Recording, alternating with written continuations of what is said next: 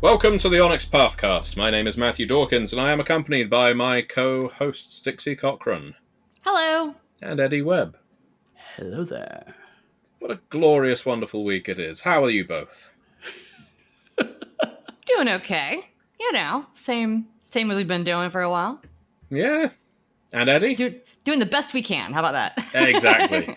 Yeah. It's been interesting. I mentioned before I live in the Atlanta area, and so we're kind of in a awkward state of phase 1, part 2 of COVID lockdown. Mm-hmm.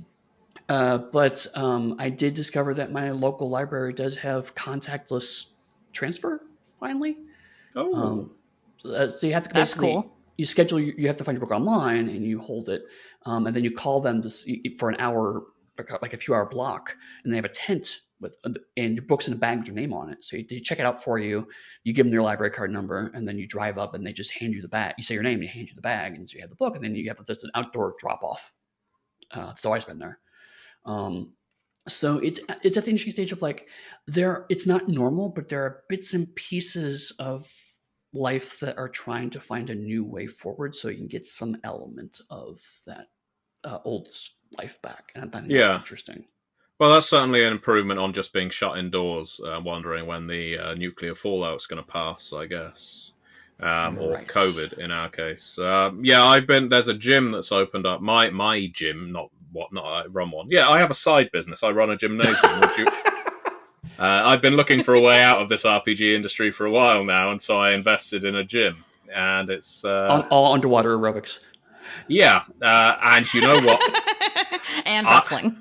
Yeah, ooh, underwater wrestling. Sounds very dangerous with the potential for drowning. Yes, but that's what makes it exciting. I could see it being a Bond villain like thing. You will wrestle my henchman in the underwater shark tank, as opposed to the above ground shark tank, which just didn't work. For whatever reason, it just didn't come together. But no, there's a gym that opened up again post-COVID, mid-COVID over here, and it is the one at which I'm a member, and I'm eyeing it warily. Because apparently, because I know for a fact these last few months I've been as sedentary as a sedentary thing, and I could really do with going to the gym, but at the same time, do I trust I trust the business to be running itself as well as it possibly can, as in terms of safety, having what would it be, I guess, cleaning spray, screens between machines and things like that so that everyone is nicely isolated. But do I trust the people that attend the gymnasium to all do their bit in keeping it a safe environment for everyone else? Right. That's my issue, is that I feel like in a crowd of any sort, you're only as protected or cautious as the least cautious person. Yeah. So that's why, like, in my apartment, even if I just go to, like, the mailboxes, which are, the, like, indoor apartment style set into the wall mailboxes, even if I go over there to get the mail, I come back in, I wash my hands, and because I touched 2 door handles and my mailbox. Mm-hmm. And it's the same thing, like, our gym in our apartment building hasn't opened back up yet, and I don't know when it's going to or if it's going to anytime soon, and that's fine. Because I'd like to use it. I honestly would. They've got really nice machines in there. I was looking forward to moving to this apartment and starting to work out some more, because they've got the machines that have like Netflix built in and stuff. Oh, nice. And I was like, oh, I could totally kill an hour on a cycle if I'm watching TV. Yeah. Like that's easy for me. But it hasn't been open since I got here, and honestly, I'm like, well, I don't know who the least sanitary person in my building is, but I'm not sure I trust them. Yeah. It's true. This is the reality of it. But I mean, on the flip side, it's honestly, I think if you draw your own lines, I had to go do a follow up with my surgeon. He's the one who put the bone anchored hearing aid in my head. And so in February, when I last saw him, he's like, "Yeah, let's see you in 6 months, see how things are going." And then everything changed. I was like actually surprised. Can we do that remotely? It's like he has to let you physically see my head. So I had to kind of come in. And so, I mean, it was very different. His office is in a hospital. So like it's front door, you have to get tested for, or at least get your temperature checked and wear a mask right at the front door, or you can't come in. And then I got to the waiting room was completely empty. Everyone in the staff was masked. The doctor was masked. And I mean, it was comforting in the sense that this is a surgeon I've been working with for almost 9 years now. So I know everybody there. They know me. And we're joking about it. It's kind of weird now. And I trust them completely to be absolutely as sanitary as possible, because I wouldn't be with this doctor for 9 years if I didn't trust them.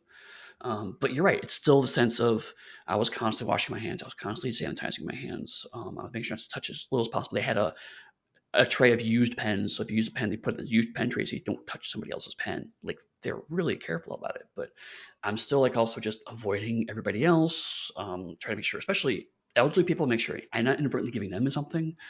And still, even in this hospital environment, just seeing non-medical staff just clearly not giving a fuck.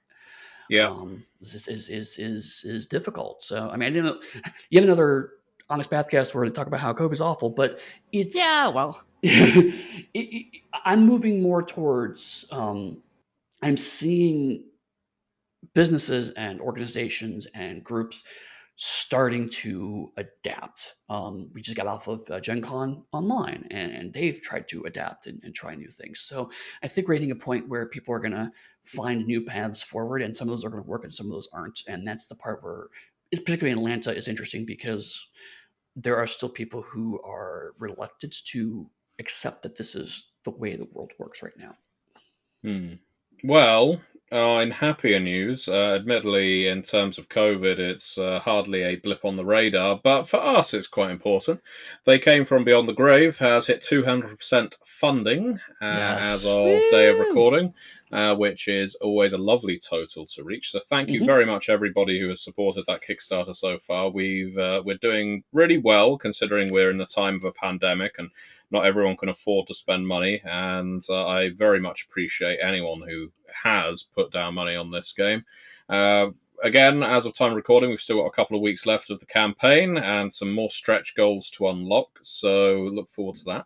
And in fact, as you've probably read the title, you will know that the subject matter of this episode is an actual play of They Came From Beyond the Grave.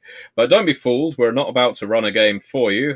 We actually ran a game... Yeah, I know. We ran a game at the Onyx Path Virtual Gaming Convention, or Onyx Path Con. And we have actually got several requests. I got several requests requesting for an audio-only version. And this is one of those problems with YouTube, where unless you have YouTube Premium, you can't just listen to YouTube while it's minimized on your phone. You have to have it open. And not everyone is in a position where they can have YouTube running a video at about 2.5, 3 hours length. So here we are. We're going to present you with an edited down version of the actual play, and hopefully you will enjoy it. So I guess we will cut to that now.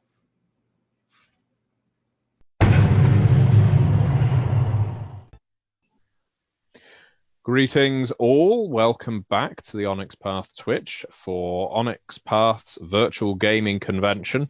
It's certainly been a long weekend so far and a very successful one. I think we've all been enjoying ourselves with a lot of very fun, sometimes silly, sometimes horrifying games. And this one is going to be a bit of both. First thing I'm going to do before I introduce my fantastic guests, my players, is I'm going to talk a little about the convention. Sorry if you've heard it before, but there's some important stuff that I want to get out of the way to cover first of all. Firstly, this is our very first virtual gaming convention that we've run, and to date, so far, it has been going superbly. All credit goes to the fantastic folks at Gehenna Gaming, one of whom is with us for this game, Ian Muller. Also, thanks to Travis Legg, who's I guess on our side of the of the divide, who has been working hard behind the scenes on production as well as the Vorpal Tales team. We've also got charities, and I do want to point people towards the charities now because you'll be so fixated on this game that you may forget to donate. Captivated, you mean? Exactly. You may forget to donate while we are playing. Onyx Path Con is supporting two different charities, the Thurgood Marshall College Fund and the Bodhana Group. They are both fantastic charities. We are not charging people for participating in this convention. You don't need to pay to watch. You don't need to pay to play. But if you have it in you, if you have the spare dollars, even if it's only one, a donation to either of those charities would go a long way. You can find both of them on onyxpathcon.com. We've already raised a nice amount. I would love to see it go up even more by the end of day 3, the day we're on right now. Other things to cover, not much more, but 2 more. First is also on onyxpathcon.com. You've got access to a lot, and I mean a lot of RPG discounts right now.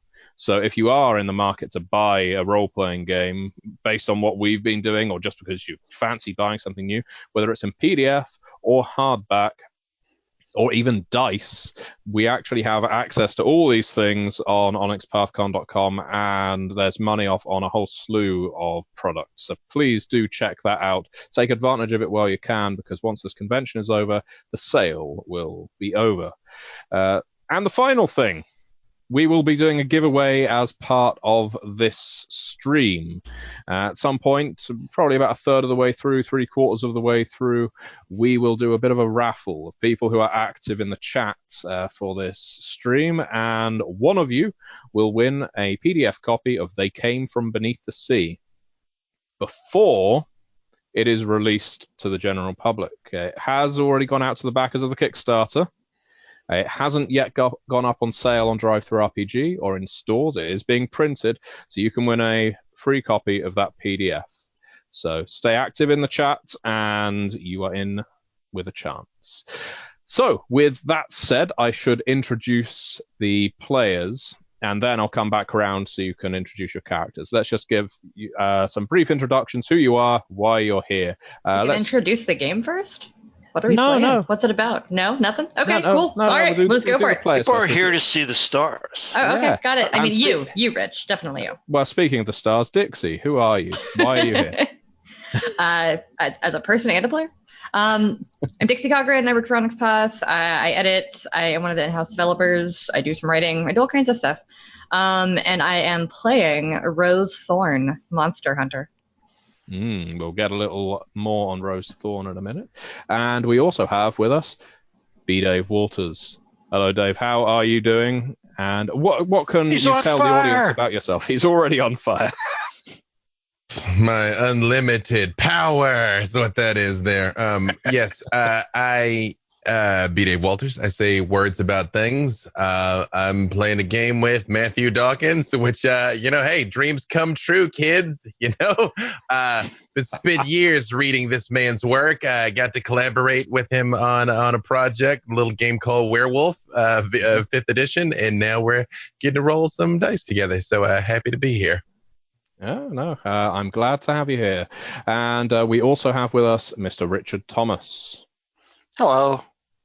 That's enough out of you. Yes. And everyone knows who you are. Anyone who isn't aware, who is tuning in from outside our little bubble. Apparently there are, which is a surprise. That's nice. Yeah. Rich is our creative director at Onyx Path Publishing. And is this the first game I've ever ran for you? I believe it is. Yeah. Okay. No pressure then. Could be fired come tomorrow. We have played games before, but this is the first one I think you ran. Yeah. If it starts going wrong, just like tug on your ear and I'll throw it. Like I'll make it all weird and everybody will be like, "Oh my god, that Dave guy was terrible." Yeah, we'll blame you. That's it. I'll be your stunt Dawkins today. It's fine. This game doesn't go all weird at some point. I don't think we're playing it right. Exactly. And we also have, and I mentioned him earlier, but he's worth repeating, Ian Muller. Hello, Ian. That. I'm Ian E. Muller. I'm the VP of Strategy for Gehenna Gaming. Assisted in getting this convention up off the ground, and we're a group that specializes in playing horror games, and I am very, very, very much looking forward to this one. And this game is They Came From Beyond the Grave. So a little bit of background. Yeah. That sounded more like drums than a thunderclap and lightning strike. They Came from Beyond the Grave is a tabletop role-playing game, virtual role-playing game in this case, that is based strongly on the movie genre of horror in the 1970s. Hammer horror, Amicus movies, Roger Corman movies, monster movies, when the blood was so bright red it pops off the screen, when you couldn't move for elbowing Christopher Lee, Ingrid Pitt, or Peter Cushing in the chest, where screams were so loud that they would make people cut their hands over their ears in the movie theater. That is what They Came from Beyond the Grave is. However, just like those movies, it's also a little hammy. It's a little overacted. Like its precursor game, They Came from Beneath the Sea, which you may be familiar with, as I mentioned it, it has an air of farce to it, an air of nonsense, an air of this is slightly maybe overproduced and overacted. That some of the individuals participating in it maybe even feel like they could be somewhere a little better than this. So expect a little bit of metagaming. That's part of the name of the game and They Came From. The players can make very odd things happen to their characters, and their characters are completely oblivious to those odd things going on, except they happen. And we'll get into those now as we talk about rules and system. Now, I partly do this for you, the viewers, because this is going to be the first you've really seen They Came from Beyond the Grave. I'm doing it as well for the players because none of these fine people have played They Came from Beyond the Grave before. So we're going to be playing it as rules light as possible to make things flow. Simply put, in this game, as with all story path games, is a D10 dice pool game, and difficulties are 8s and above. In other words, if it's a difficulty 2 task, you need 2 8s or more. If you roll 10s, that counts as 2 successes. So that's lovely. There's this little feature in StoryPath called enhancements and complications. Enhancements, in very simple terms, essentially give you a bonus. They reduce the difficulty by 1 if you like, or give you an advantage to the outcome of your roll. So you don't just knock someone out, you knock them out with panache. Likewise, there are complications where you could see it as increasing the difficulty of a roll, but I prefer to see it as, yes, you may well scale your way over the chain link fence that appears in pretty much every single example play scenario in every single role-playing game, but you tear open your pants and your wallet falls out on the other side of it, exposing your driver's license to the monster that was pursuing you. That kind of thing. So that's the basic rules. You've got difficulty 8 D10s, nice and easy. Where the They Came From aspect comes in, and all 4 players have got character sheets for this game. If you have a look at your character sheets now, my fine players, you will see that you have a couple of things. I've not filled out the entire sheet, but I've filled out trademarks near the bottom right and quips as well near the bottom left. Trademarks are very akin to specialities in a Chronicles or World of Darkness game, in that you can invoke a trademark, which is like a quotation. It's like something you would apply to a skill or an attribute as you use it. And if you use it in that way, you roll 2 additional dice. You can do that once per session, which is just as well because this is a one-shot. Nice and simple. If you succeed and do that, it is classed as an award-winning scene, which we will get into if that happens.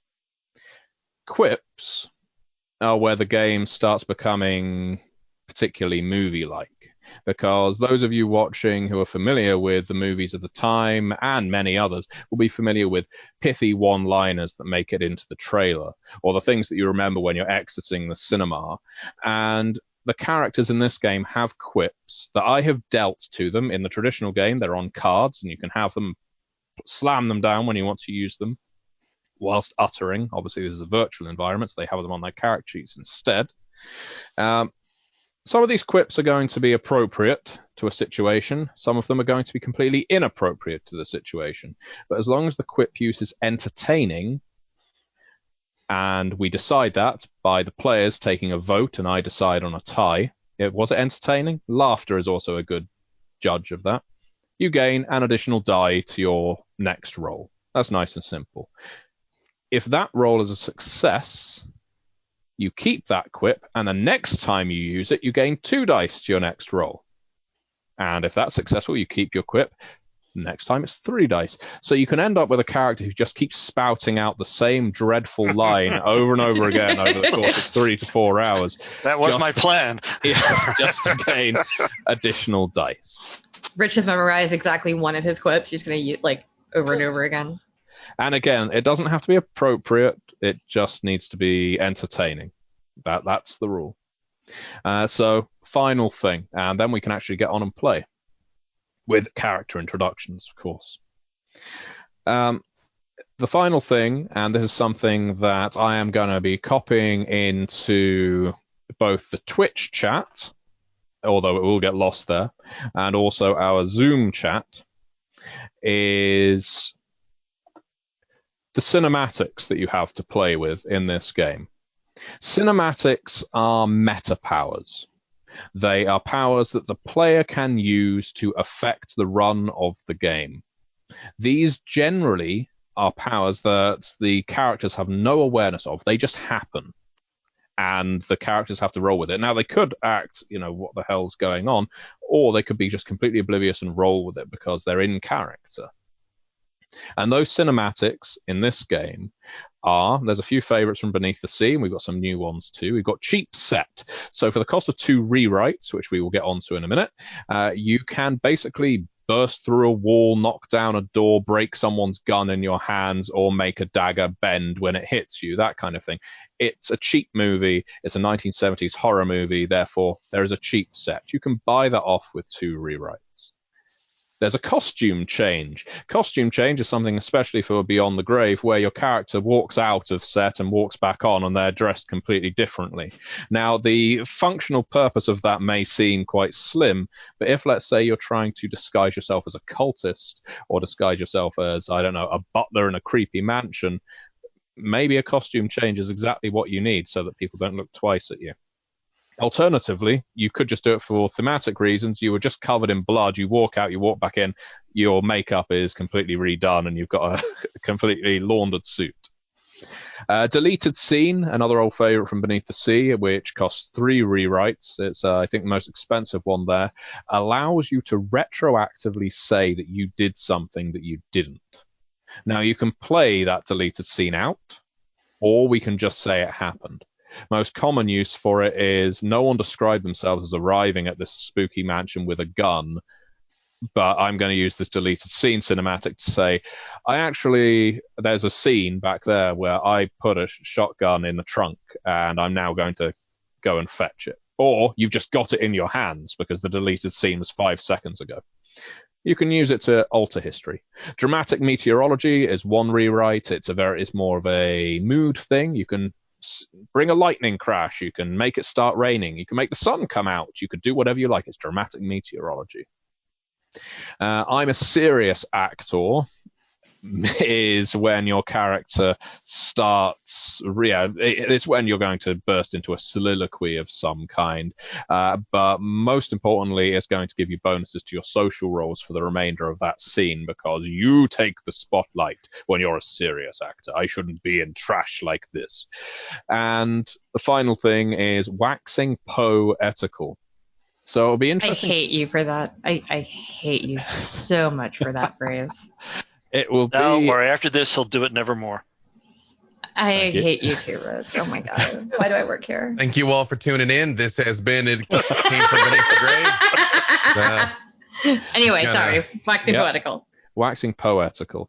So waxing poetical is, and it'll be interesting to see if anyone uses it, because in my play tests, it's one that players are a bit scared of sometimes.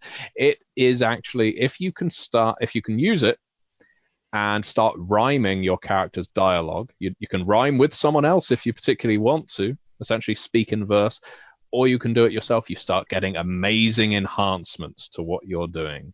It is indeed. It's kind of like breaking into a musical, which I'm sure appeals to you, Dixie. In fact, there is an alternate use of the cinematic in the book that says you can make it try and match up to a tune of the 1970s if you want.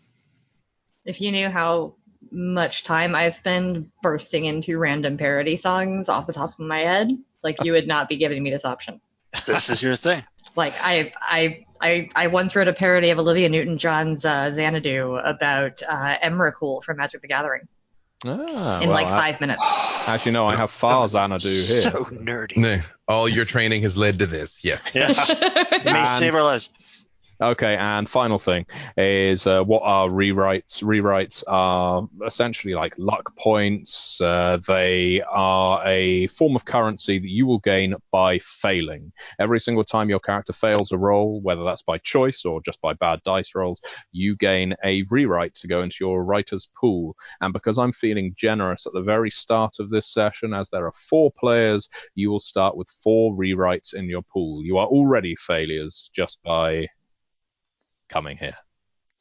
But yeah, for the cheap set and all that sort of stuff, is that something we use up, or is it a pool we can all do those things if we have the rewrites for them?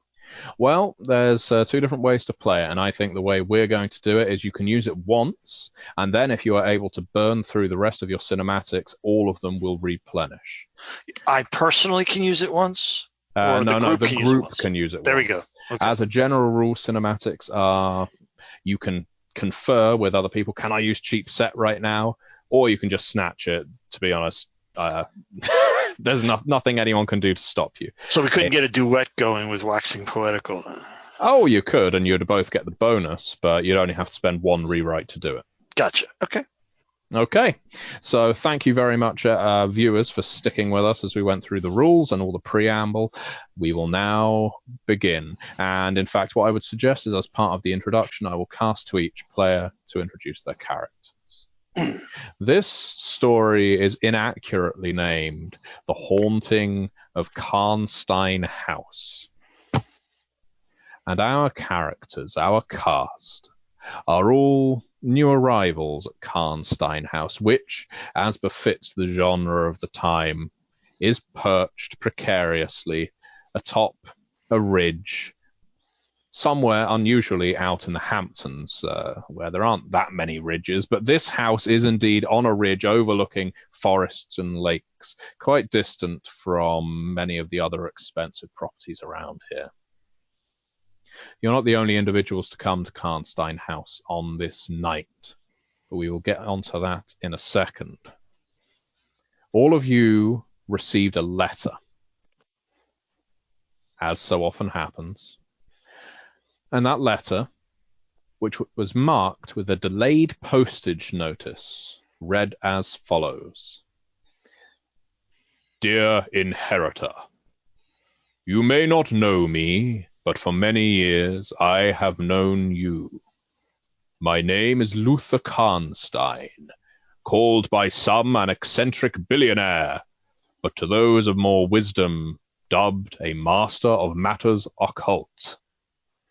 I will soon be dead.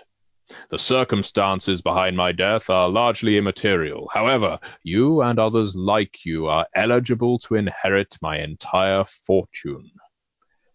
All you need do is attend Karnstein House in the Hamptons on this date. My butler will still be in service even following my death. He will tell you all that you need to know. If you believe this letter is a fraud, then check my signature against any number of public records or books I have released, in which my moniker routinely appears. This is no joke. Yours, Luther Karnstein. Now, if that wasn't mysterious, ominous, and the plot of every hackneyed 1970s dark house movie, I don't know what else it could be. Some of you are already familiar with this individual Karnstein. I'm going to go to Rose Thorne first.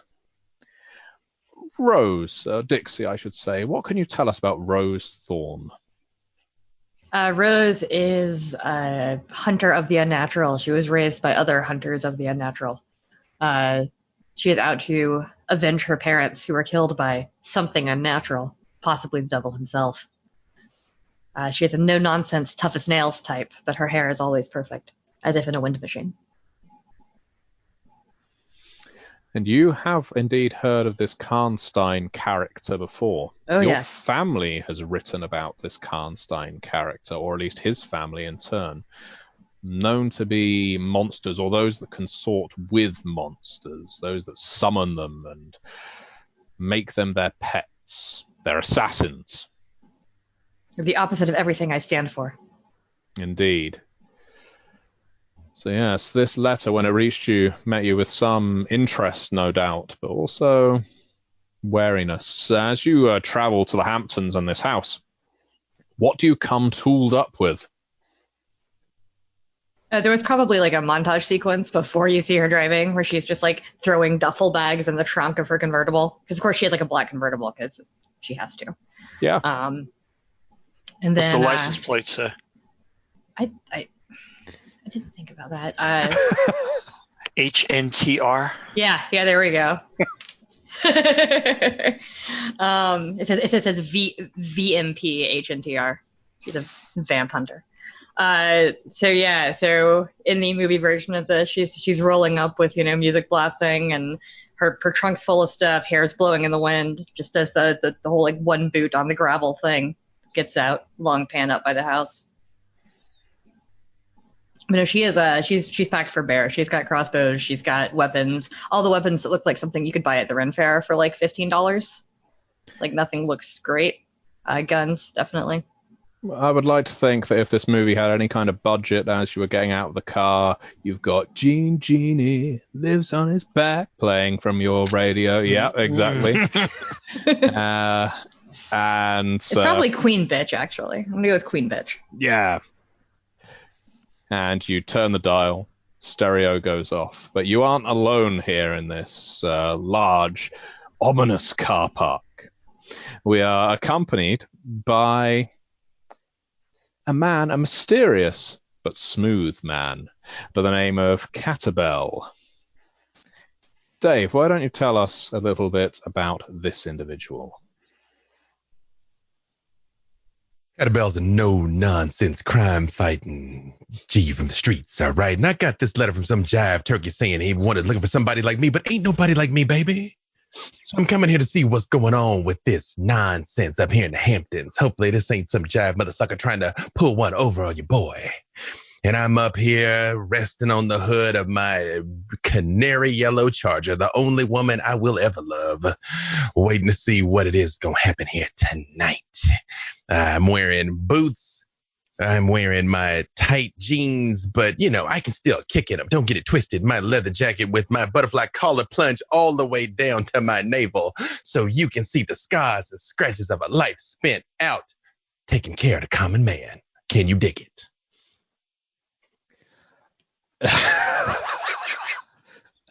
Yes. I'm glad I didn't have to follow that. I'm so glad I went first. I want to answer, but I...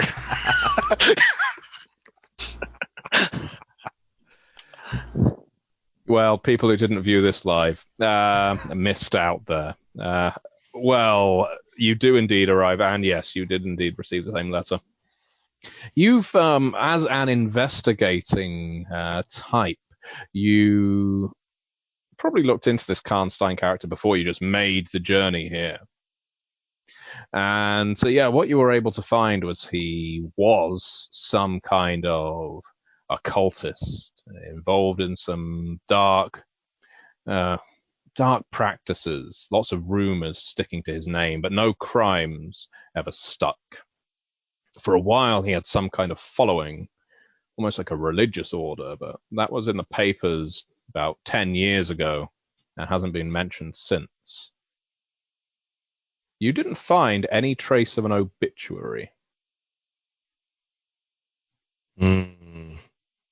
That makes me deeply suspicious. So I come here and I come strapped with my revolver, 45 caliber. It's only got 5 bullets because there wasn't enough room for 6, you dig? And I also got my brass knuckles that I wear on my left hand just in case they get too close and I gotta, check somebody. But ain't nobody about to become no human sacrifice up in here on my watch. Can't you dig that? All right.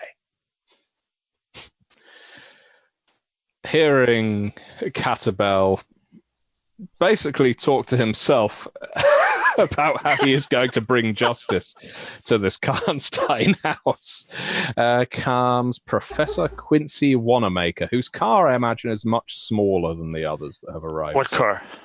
Oh, you walked? I was left a little further down the road. I walked the rest of the way. And tell us a little about Quincy Wanamaker. Well, Quincy believes that magic and superstition are nonsense, and they're all part of science. Not that science eliminates magic and superstition, but that magic and superstition are all part of science. In fact, I might say, I believe a cult and science can be melded. I might say that. You might. I have a degree. So, what I would suggest, as you know, you will have quips on your character sheets. First time you're using a quip, for the benefit of the audience and the other players, let everyone know. Now, I know when you're using quips, but do. Rich is just rattling through all of his. Well, you know what? I have a degree is the only one you have to. Yeah. I think that's not even a quip. So one thing Wanamaker knows about this Karnstein character is reputation is that he had quite the laboratory set up in his house. Private. I'm very anxious to see that. I have a briefcase, not a briefcase, but a satchel, a long dark coat, hair going in all different directions, dark. He thinks they're cool glasses. Mm-hmm. And then we have, well, is he really a holy man or is he just a fraud? Father Anthony Tremaine shows up last in the drive. Ian, tell us about Father Tremaine. Yes, Father Anthony Tremaine would be arriving in a modest car, wearing priest's vestments, a nice black suit, collar. But anyone who pays close enough attention will notice the suit's a little bit too nice. Wearing a jeweled ring, he has product in his hair. Something doesn't feel right about the attire. He doesn't wear it like a holy man. He would, no music, just simply get out of the car and approach. Look up at the castle. Or manor. Yeah, more of a manor. I mean, some people are probably wealthy enough to build a castle in the Hamptons, but even Karnstein wasn't that ostentatious. It is, however, a very large manor, and is on a cliffside, or cliff's edge. He did the best he could. Yeah, you know, with the resources available. You're not the only people here. There's a woman stepping out of a car as well, straightens her hair and her glasses. And there's a rakish fop of a man. You can see, hell, he's dressed pretty much the same way as our smooth investigator, except he is painfully white and has draggly, greasy hair. He looks like a washed-up rocker. Looks a little like a young Sid Barrett on the precipice, and staggers over. Hey, we're all here for the will reading. That's what I'm here for. He adjusts his shades. Nice shades, old man. Why, thank you. I like them. I think they're cool. You've probably heard of me. Nolan Moon. Have I heard of him? Yeah, have we heard of him? I don't think so. No. No. It's they call it prog rock. Sorry, my son. I do not listen to rock and roll. Heard of. I listen to it backwards. I try to find the hidden messages that are within the sound, the actual sound itself. Oh, cool. Like Helter Skelter, yeah. That was an overt message. Yeah, whatever. I got this letter. Did all of you get a letter? And the woman steps over. Of course they got a letter. That's why we're all here. I'm Dr. Seward, Dr. Amanda Seward, a therapist. Pleasure to meet you, Dr. C. That wouldn't by chance be no kind of physical therapy, would it, Mama? She looks you up and down, frankly appalled. No, it wouldn't be. Therapy of the mind, the only therapy that is a true medicine. Oh, I disagree, and I kind of pat my lapel and I say, apologies, Padre. I don't know nothing about the Virgin Mary. The only Mary I commune with is the Mary Jane, and she helps me solve all my problems. Can you dig? All right, can you dig? Nolan Moon goes for a high five or handshake and really fouls it up. I give him neither. Yeah. Yeah, I'm like, you back off, man. Don't be getting your grease all over these threads. Dr. Seward goes over to Rose Thorne. Dr. Seward. Rose. Well, it looks like we're all here for a reason, Rose. And I don't think much of our company. Shall we go to the door?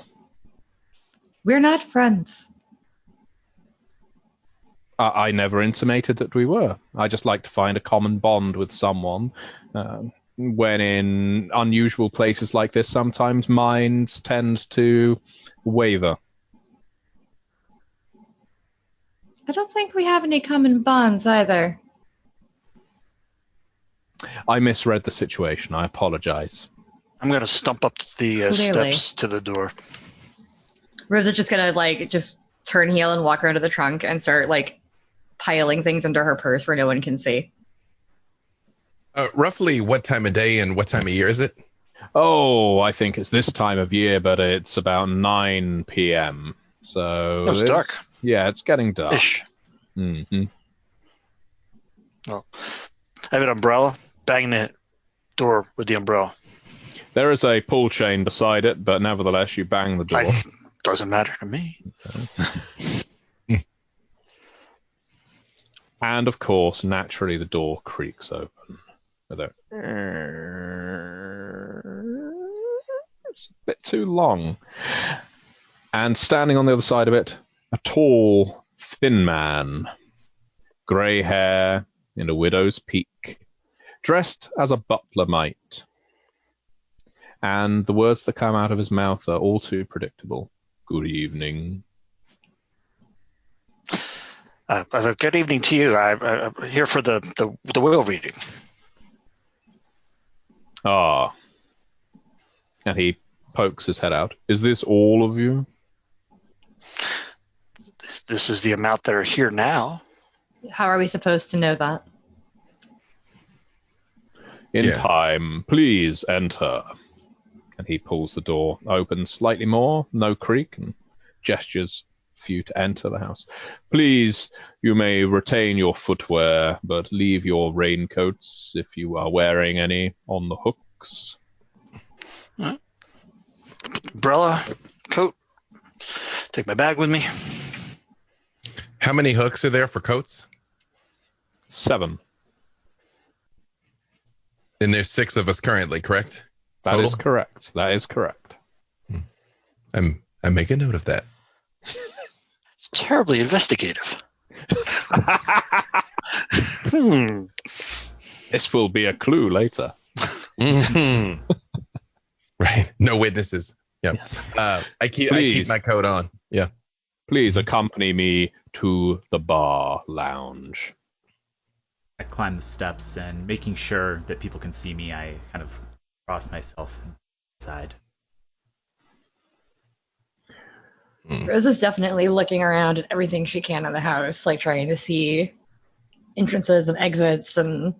Oh, well, this house from the interior, and I should have described it from the exterior as well, encompasses, you think, 4 hospitable stories and a partially collapsed tower on the top. So it's more of a hotel than a home. The interior is spacious. The hallway takes up a larger space and real estate than your home, Rosethorn, and is lined with everything you might expect in a stately manner.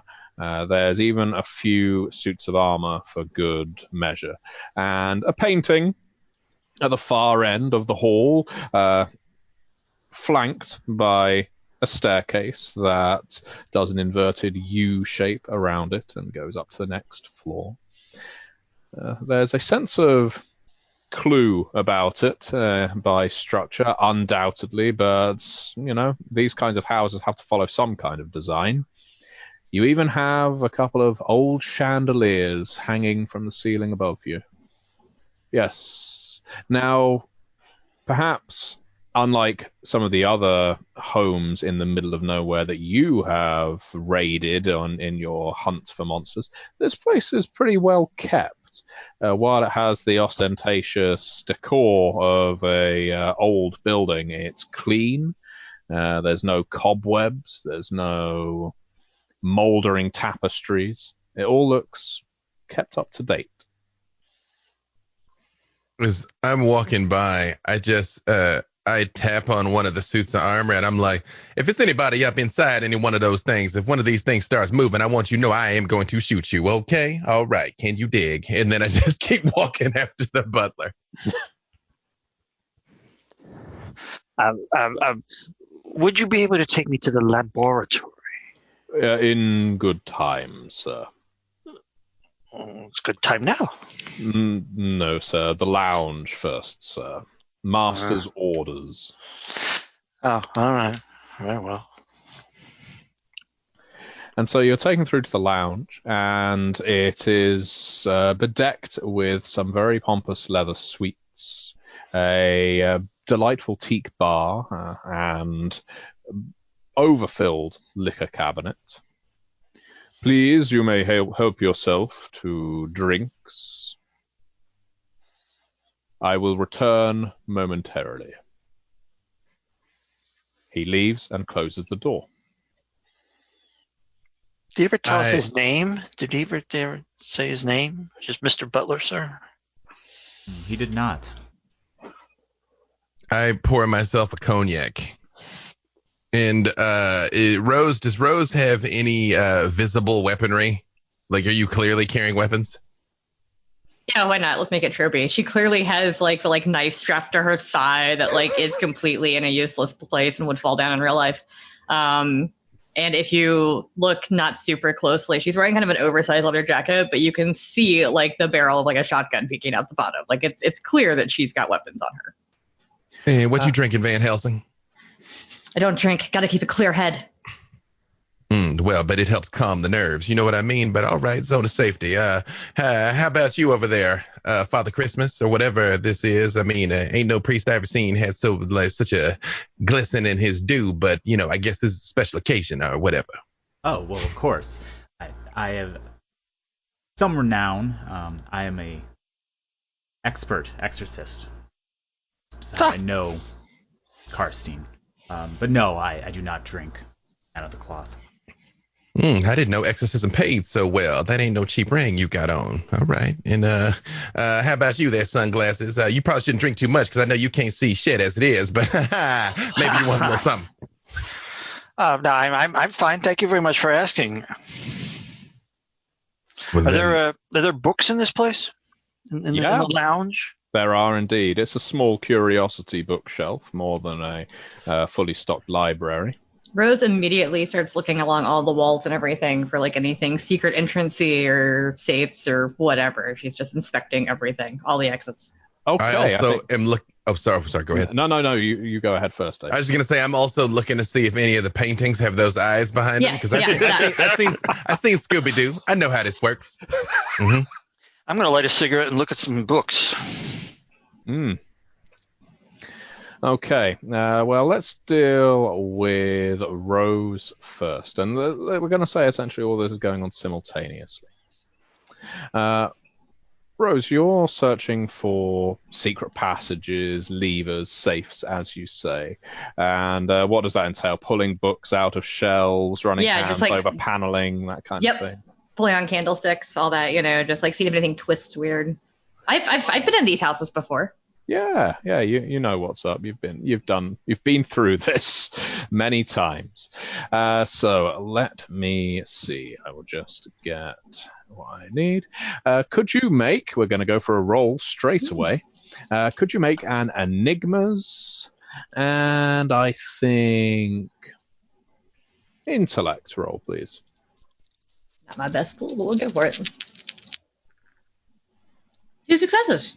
2 successes, very nice. Cool. I'm not giving you any enhancements on this one because everything is as it should be, but 2 successes is actually sufficient to, as you get to the liquor cabinet, you lift up a incredibly full bottle of creme de menthe. Clearly no one in the house has ever had a taste for creme de menthe. And you lift it, and the liquor cabinet goes and turns around in the wall. Does it take me with it? No, sadly not, although you think it could if you were hugging it rather ignominiously. Replacing it is... It could be a water fountain. It's still got that U shape against the wall, except there's no water flowing. There's a little bowl. There's a little hole in the wall for something. And above that hole, carved into the stone, quite intricate, quite stunning, is what you can only describe as a goat devil face. And it's staring right at you.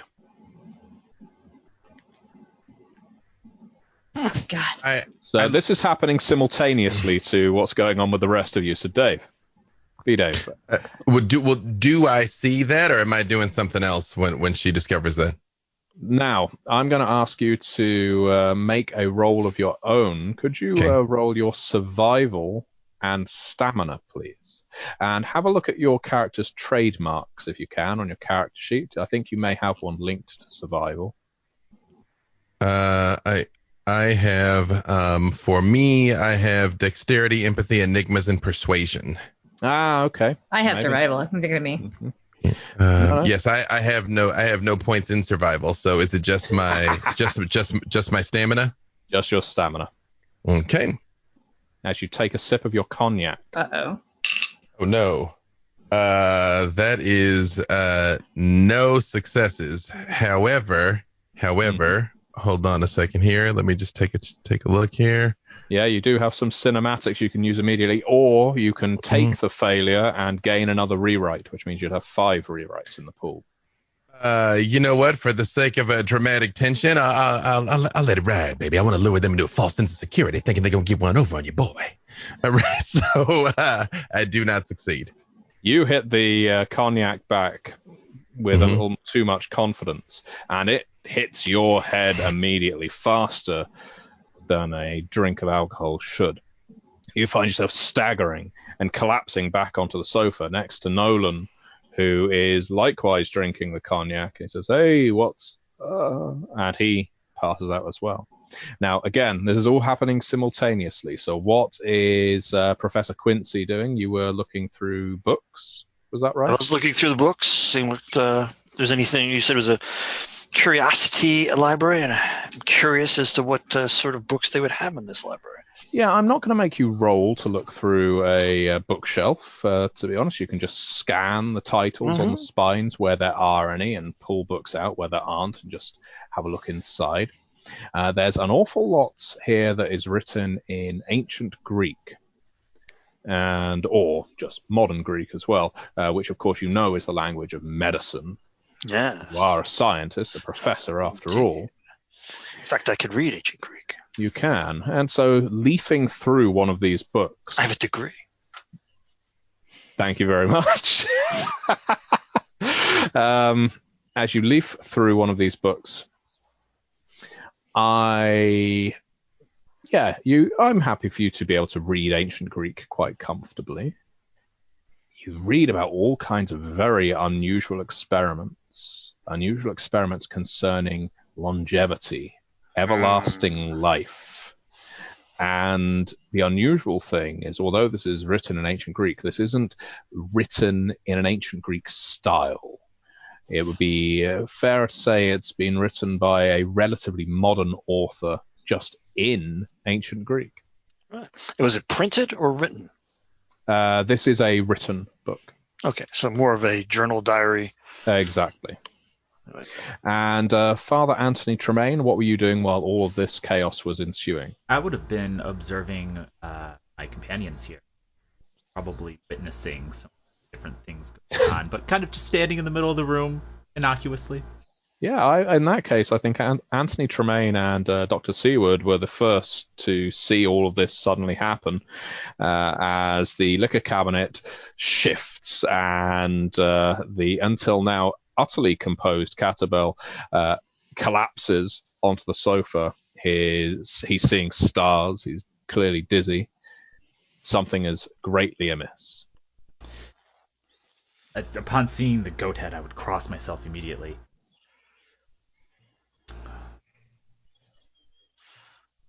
Are you going to aid anyone? Approach. What sorcery is this? Now. Sorcery. Yes. Just another form of science. At which point, the butler re-enters. And we fuck everything up in the first 20 seconds. It's like, what have you done? I don't remember that. He's come in with a tray of vol au vents, and he drops it. Crash! Why is that on the wall?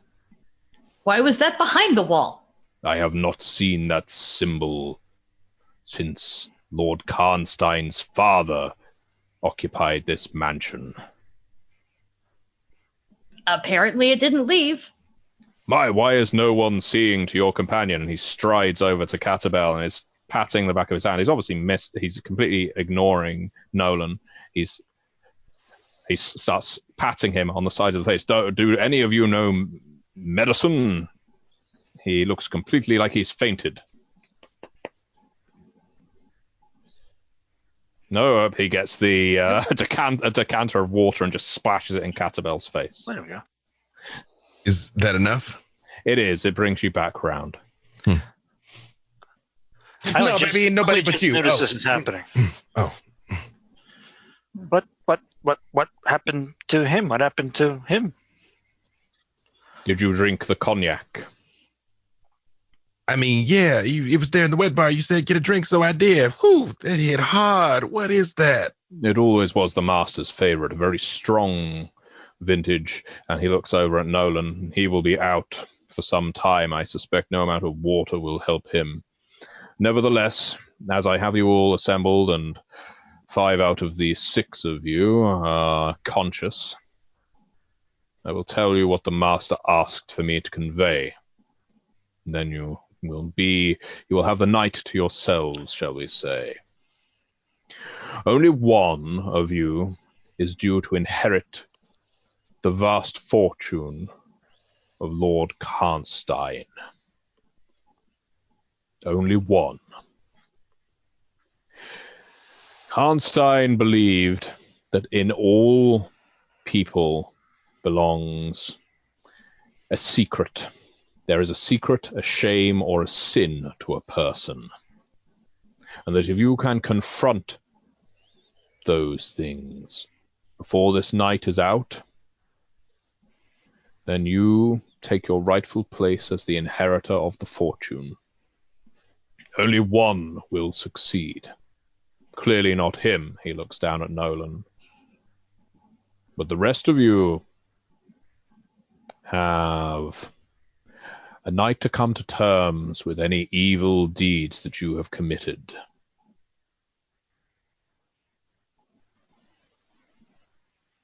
Take a long look at the others in the room. Yes, I think if this were a movie, at this point the camera would cut to everyone's faces as they are looking at each other suspiciously and looking down at themselves. Sin? Me? Never. I don't commit sins. I stamp them out. Hey, ain't nobody know what I did up in Vegas a couple times, all right? There's that thing on the wall. Yes. The master called that Abaddon. Outside, a storm starts. You don't need the dramatic meteorology cinematic for that. That's right, Abaddon.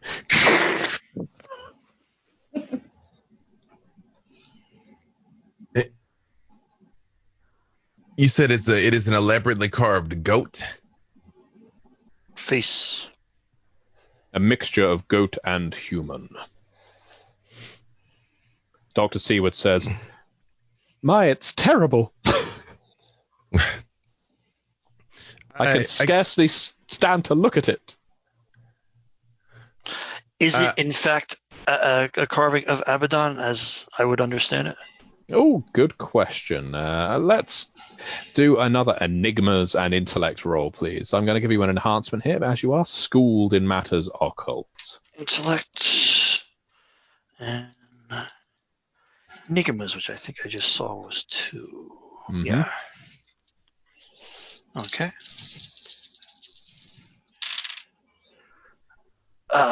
What did you say we're going for? 8s? 8s and above. 10s are doubles. 8. No 10s. 2 8s and 9. Yeah, 2 8s and a 9. Okay, with the enhancement as well, I would say you are particularly well versed in such things as the Greek writings on devils and demons, and Abaddon is indeed one such devil or demon, and this carving is indeed a carving of Abaddon's face into the back of a liquor cabinet, which makes it lose some of its dramatic purpose. But if you didn't know the liquor cabinet was on the other side of that wall, it would look very ominous indeed. This is indeed a carving of Abaddon, but these are tools of superstition and fantasy. I would like to wax poetical as I'm looking at the carving here. That was a quip, Matthew. That was a quip there. People didn't laugh, but I thought it was very appropriate. You can have an additional die to your next roll, Rich. Oh, thank you, man. I have realised I put these are tools of superstition and fantasy twice on your character sheet. So I assumed I would simply just keep saying it. Yeah. Let me just check one thing here. Sorry. All right. Okay. I would like to. Hang on a second here. All right. Here we go. So as I'm looking at it, I just say, "This is some jive stuff, and I think I've had enough. But I want to win this bread. I just hope we don't end up dead. I just want to leave this house. Just another move in a deadly game of cat and mouse," which also is a quip. So I put right in here of my quip into it. I don't even know what that means, but I did it. So for the quip, you're going to get an additional die to the next roll you make. So that's nice and simple. Hey. For the fact that you were rhyming, I'm assuming you're purchasing the waxing poetical at the same time. Yes. Yes. Yes. So you're back down to 4 rewrites. What waxing poetical actually allows you to do, if you can pull it off, and you just did, is you can add +1 enhancement to all future rolls for the remainder of this scene, which is a pretty decent bonus. Hey, and that's why we're in here in this room. Okay. I should tell you, Lord Karnstein's body has not been recovered, but he seemed assured of his death before it happened. He drove off into the night, drunk, probably on that cognac. And while his very expensive Lamborghini and he went down the crevasse to the east of this building, he is so tightly wedged in the rocks down below, no one has been able to recover, man nor machine. Yikes. So for the purposes of the will, he is dead, but legally speaking, not yet. Butler is first in. Yeah. I don't think that's how the law actually works. To be quite clear, my pay stopped the moment Lord Karnstein stopped paying me. Therefore, I'm trying to hurry this along by getting you here, getting the inheritance done so I can leave. I would like to use my persuasion against the butler. I'm not sure what I need to roll, but basically I want to look at him and I just say, what's your name here, Jeeves? Jeeves. I have an insight into human nature, Jeeves. Let me ask you one question. You've been the only one that's been up in here this whole time. You said you knew the man of the house. You knew the grandfather of the house. If there was some weird tomfoolery taking place around here, where would you start looking first, Jeeves? Well, there are many rooms in this house, Mr. Catabel. Yeah, the one and only. Probably the laboratory. That's where I think it would make the most sense to look. Indeed, Professor Wanamaker is correct. The laboratory downstairs is rife with experiments half finished with the Lord's death. Not the best kind.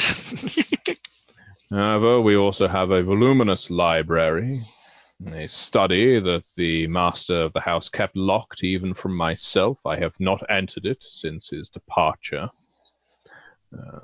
The full itinerary will tell you that there are 8 bedrooms, 4 bathrooms, a kitchen, sizable, dining room, billiards room, naturally, ballroom, among various other rooms that you can explore. But if you were looking into a mystery, Mr. Catabel, I would suggest the study or laboratory. If you're interested in the family history, the mausoleums to the west of the house. Just one last question here, Jeeves. How long ago have you put them letters in the mail? These ones we all received? That was not 2 weeks ago, sir, and he himself died 1 week ago. There is no way a mortal man could survive the events of that dreadful crash. Indeed. This is the most unnatural kind of death. It is a quip. A car crash in a crevasse is indeed an unnatural kind of death. A cognac car crash in a crevasse. Indeed. You get your additional die, Ian. There's a lot of pressure on Dixie now to get a quip out because everyone else is. If you don't Haven't been mind, appropriate yet. if you don't mind, Jeeves, I would like to see the study. Is there any liquid caking the pipe that was coming out of the underneath the goat face? Yeah, I was going to say, does that work? Can I make it work? I'm still standing by it. I will take Father Tremaine to the study if Mr. Catabel wishes to accompany, and the two of you can, of course, search the house at your own, under your own recognizance. I do, and I'm like, hold on. I think, again, we don't need to be out of each other's, like, eye line. You know what I'm saying? Like, at least, like, y'all two stay together, and I'll stay with him, you dig? And Mama here, that's the therapist. If you want to roll with us, roll with them. And I don't know what's going to happen to Skinny here. Hopefully, he's just going to sleep it off. Well, I think I will stay with Mr. Nolan Moon just in case he wakes up and wants to know where everyone is, but we'll be in here. All right. Well, you just give like a little yell if like something goes wrong up in here. You know what I'm saying? Because apparently you got like reversing walls and like poison cognac and all that kind of other stuff up in here. Just like keep your eyes open, okay? Yeah, yes, of course, Mr. Catabel. No, mister. Just Catabel. Mr. Catabel will be fine, thank you. Okay, so we're going to deal with the individuals investigating the pipe in the lounge for now. So that would be the professor and our hunter. Mr. Plum and Yes. Miss Scarlet. So yes, there is a small copper pipe emerging from the wall that, again, reminiscent of a water fountain. And you're looking for caked liquid around it. Just want to see if it's active or if there's a way to make it flip back around. Mm-hmm. And if it was water, or was it something far more deadly? Well, you don't know if it was deadly, but judging from the color stains in the little well of the sink beneath it, my, that could have been blood. Oh, let's see. Yes, definitely blood. Now that you've tasted it. Definitely blood. No roll required there.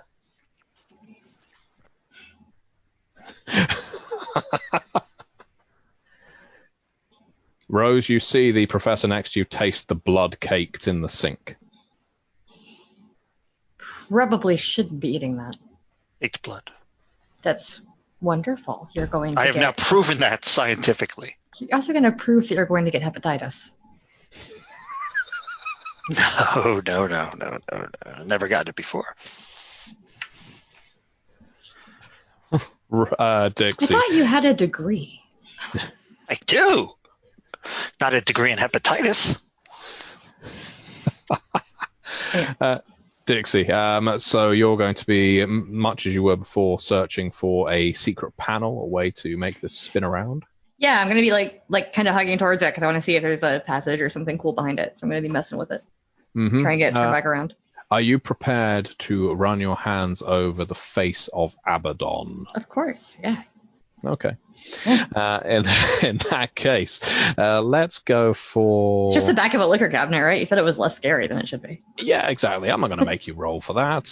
It's easy to run your hand over the face of Abaddon. I mean, it's only Abaddon. Stay away from the mouth. Yep, we've played that game before. And so, yeah, you move your hand from the horns to the top of the head, to the eyes, to the bulbous nose. And as you push the bridge of the nose, it starts rumbling and moving back slightly more slowly than it came around. You could duck through before it has gone the full way. I'm doing it. Okay. Professor Wanamaker, you see Rose Thorn skip through this liquor cabinet opening before your very eyes. Are you going to follow? Is there room/time to do so, or should I let it close and open it again? There is room/time if you do it now, but you have to do it now. I'll jump with my little jumpiness. Okay. As you jump through, a load of bottles clatter and crash off. You have less elegance and speed than Rose Thorn Professor Monster Hunter, as maybe your lab coat gets caught in the gears. Either way. There we go, lab coat. It crunches. A tweed jacket. Sorry, it is the 70s. Yes, you've got a tweed jacket with lovely elbow pads. Mustard-colored tweed jacket. Yeah. And the two of you find yourself in a very dark room. Now, we will cut back to you in a second.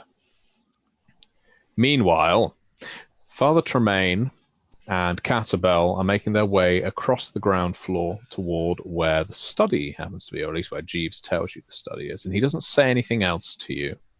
But could you make a, let's see, Father Tremaine, could you make an empathy and cunning roll, please? Absolutely.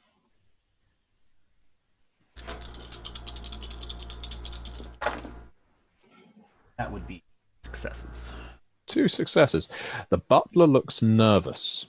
Or you can see his hands are behind his back as he walks, and they are shaking. Catabel, you mentioned earlier that you were looking for paintings with moving eyes, and while there wasn't anything like that in the study, you are taken by the great portrait hanging in the main hall as you cross it. And it's large, it's impressive, and those eyes do seem to transfix you as you walk by. It is like they follow you around the room. The studies, sir? Yes. Sirs? I do just, well, one, who is the painting of? Do you approach it? I do just sort of like put my hand on on The Exorcist here. And I just say, hey, you looking up at that painting, like I've been to the Met a couple of times in my life. You walk around and sometimes seem like them eyes following you, like that uncanny valley or whatever it be. But like, look at that. Like, I feel like it's like looking, like looking. And I sort of like move away from him to see if its eyes follow me. And The eyes. take a look at the painting as well. The eyes do not follow you, but they aren't centered. They're not looking at directly down the hallway. They are slightly toward where you were before Catabel called it out. No. Hey. Now, hold on. Wait. No. You're not going to give me one of those. Okay. All right. Hold on. How far up the wall are the eyes of this painting? Farther than you can reach. It's about 15 feet. I ain't gonna just like mess up no fine art by like throwing no dust on it or something. But I want you to know I see you, sucker. I see you. Indeed, sir. And then, The painting doesn't flinch. yeah. Whoa. I walk like slowly back. I do make a note of what color the eyes are, though, on the painting. A pale blue.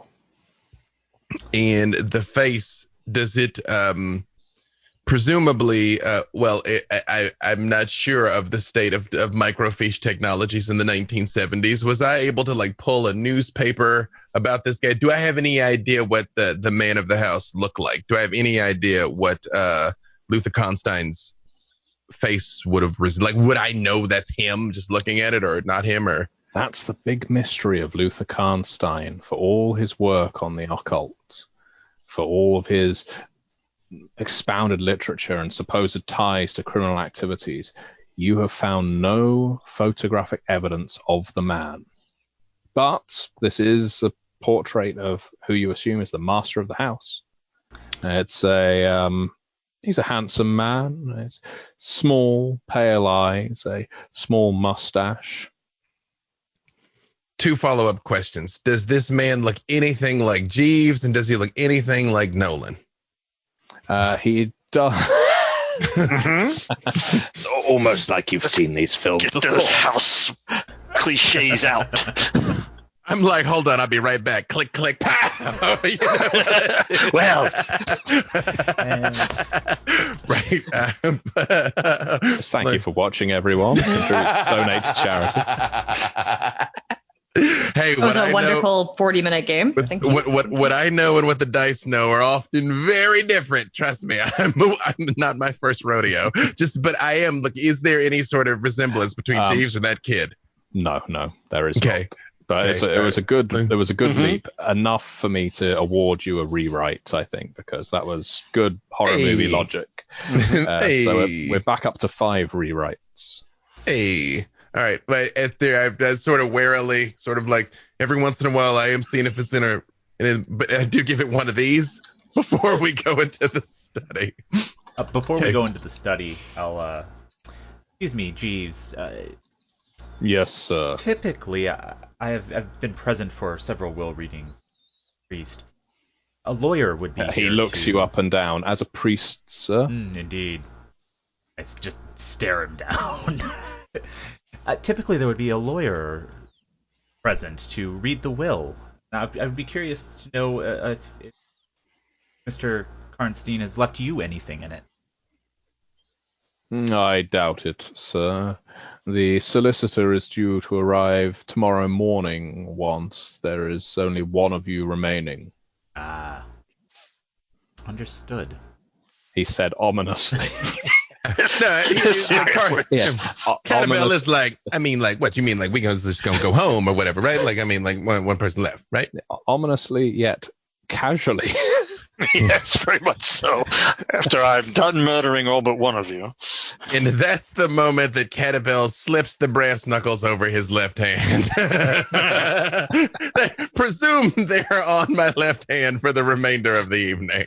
I'm like, yeah, okay, all right.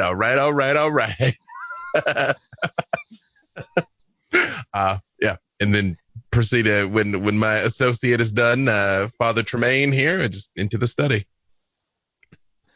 The study is a well-appointed room with statues in all 5 corners. There is a beautiful mahogany desk with written work still on it, unfinished. And as Jeeves pointed out, he had to unlock it to enter. And he did say earlier he has not been in here since the master of the house departed. There's a fireplace at the far end. There's some paintings around the room as well, and a few books here and there, but this looks more like a place for contemplation. You can see from markings on the walls that there have been objects hung in here, just judging from the positioning of nails and screws, maybe even a cross once upon a time, but it's not here anymore. There's a smell of dry old soot in this room. The rug on the floor is naturally circular. I, without saying a word, just go straight to the fireplace, and I want to put my hand inside and feel if there's like a lip or a rim inside of it, if there's anything like just inside the fireplace where I can reach. As in, so you're going to be reaching under and sort of up the chimney, as it were. Yeah. See if kind of like there's a lip, if there's anything. I'm like, I done busted up my fair share of crack houses, and oftentimes they hide like keys and some of the things up in there. I'm just seeing if this is human behavior is quite predictable. Can you dig? Yeah, you're a bit conscious that your voluminous cuffs are going to get a bit dirty, but it's part of the risk. And so you tap, tap, tap, and your hand comes into contact with something. No, your hand comes into contact with something soft, and you think that's hair. Stiff hair. Do you recoil? No, I ain't no chump. But is this something I can retrieve? So you put your hand around it. I do just say, Father Anthony, right? Tony. Is something hairy in here? I'm praying to little baby Jesus. It's just like dead rat or something. You know what I'm saying? But if you're gonna send one of them Hail Marys, like this might be the time for it. And then I do try and grab whatever it is. I will cross myself and I'll say, a Hail Mary for it. Okay, well, before we find out what that is, we're going to go to the other two. And Ian, there is a message in the chat awaiting you. Sorry. Okay, so over in the dark room, and indeed... Is this pitch black? There's a low red light. So when I describe it as a dark room, that is quite literally what it is. It's a room for the processing of photographs. Oh, excellent. But it's very dim, and it's cold, it smells dank in here. But you can see the workings of a photography studio as well, just through that dim crimson light. Upright, a table with some trays of processing fluid and some photographs hanging on a couple of strings across the room. You can't see any other doors in or out from here. I want to go over to the photography processing stuff and see if I can make out what's in any of the pictures, or if there's anything still like developing in the chemicals right now. There are indeed some photographs in the processing chemicals, but it looks like they've been here for quite a while and have just completely melted, pretty much, come apart. The ones that are hanging are processed. They've come through, but in this light, you can't see them very well at all. Reach into my satchel and pull out a flashlight. I was going to say, now that I'm sure that we're not going to fuck up any that are in the process, go for it. As used to click things on 70s there. Flashlight's better. As you turn the flashlight on, you're able to see that not only is this red light coming from these 3 bulbs in the ceiling. But the walls themselves are lacquered with a scarlet paint. It's really quite a bright hue when you shine the light on it. And casting it around a little, even the processing fluid has a thick red appearance. The photographs that are hanging from the string, they're of all of you in situations that you may have found yourselves a few weeks or months ago. You can recognize them, the 2 of you, where you might have been. In terms of you, Professor, it's one moment where you were, in fact, that time when you were kicked out of the club for your dangerous assumptions. Mad. Your They called me mad. unethical experiments. You, when you were laying crumpled in a heap on the pavement, someone's captured that on celluloid, I guess, and it's just hanging there. And as for you, Rose, you have no idea how this photograph exists, because it shows you just probably in the minutes before you took out a young feral vampire. Probably one of the biggest kills you've had to your name since your entire family went the way that your family did. Since you completely lost all of your family's backup, you took out that feral vampire 1-on-1, and you didn't tell anyone. You had to prove it to yourself that you could do it. But here someone is, snapping a shot of you. Are there any obvious exits to the room? None are obvious, no. Okay, so I'm going to take down all the pictures so I can show them to everybody else and just shove them in my bag. I have a big fringe giant purse. And I'm just going to say, oh my God, you've been spying on us. Just watching. Not only that. Waiting. That's a quip. Have your extra die, Dixie. I appreciated it. Lick the liquid that's in the developer. Then. Don't eat that. Yep, definitely blood again. Blood again! It's like having a dog. But it's a different type of blood. Somehow you're enough of a blood sommelier to be positive. No, it's contaminated with something. It's got an acrid taste. It's still liquid. Potentially, photographic fluid. Yeah, it's still, but that's the unusual thing. It's still liquid. You would assume if this had been here 2 weeks ago or a week ago, whenever Karnstein disappeared, it should have clotted over by now, regardless of whether it was mixed with development fluid. I'm going to start watching the professor very closely for signs that he may be some kind of vampire-human hybrid, of which I am not currently aware. We need to examine this from a scientific perspective, I think. By tasting everything? Well, that's just one scientific method.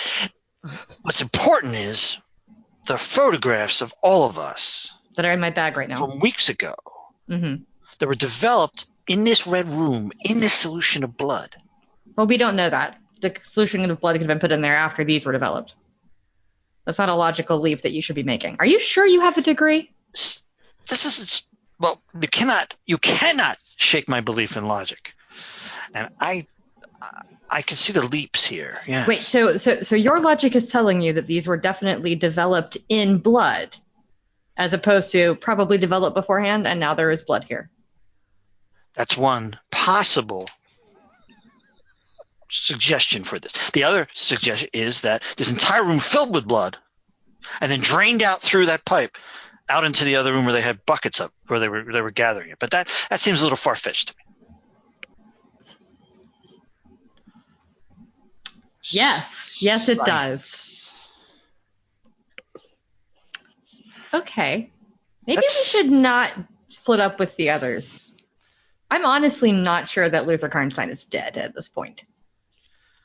No, that was a pretty specious sort of death moment there. No body found. Can't get down to the body. Easy enough to push your car over a cliff.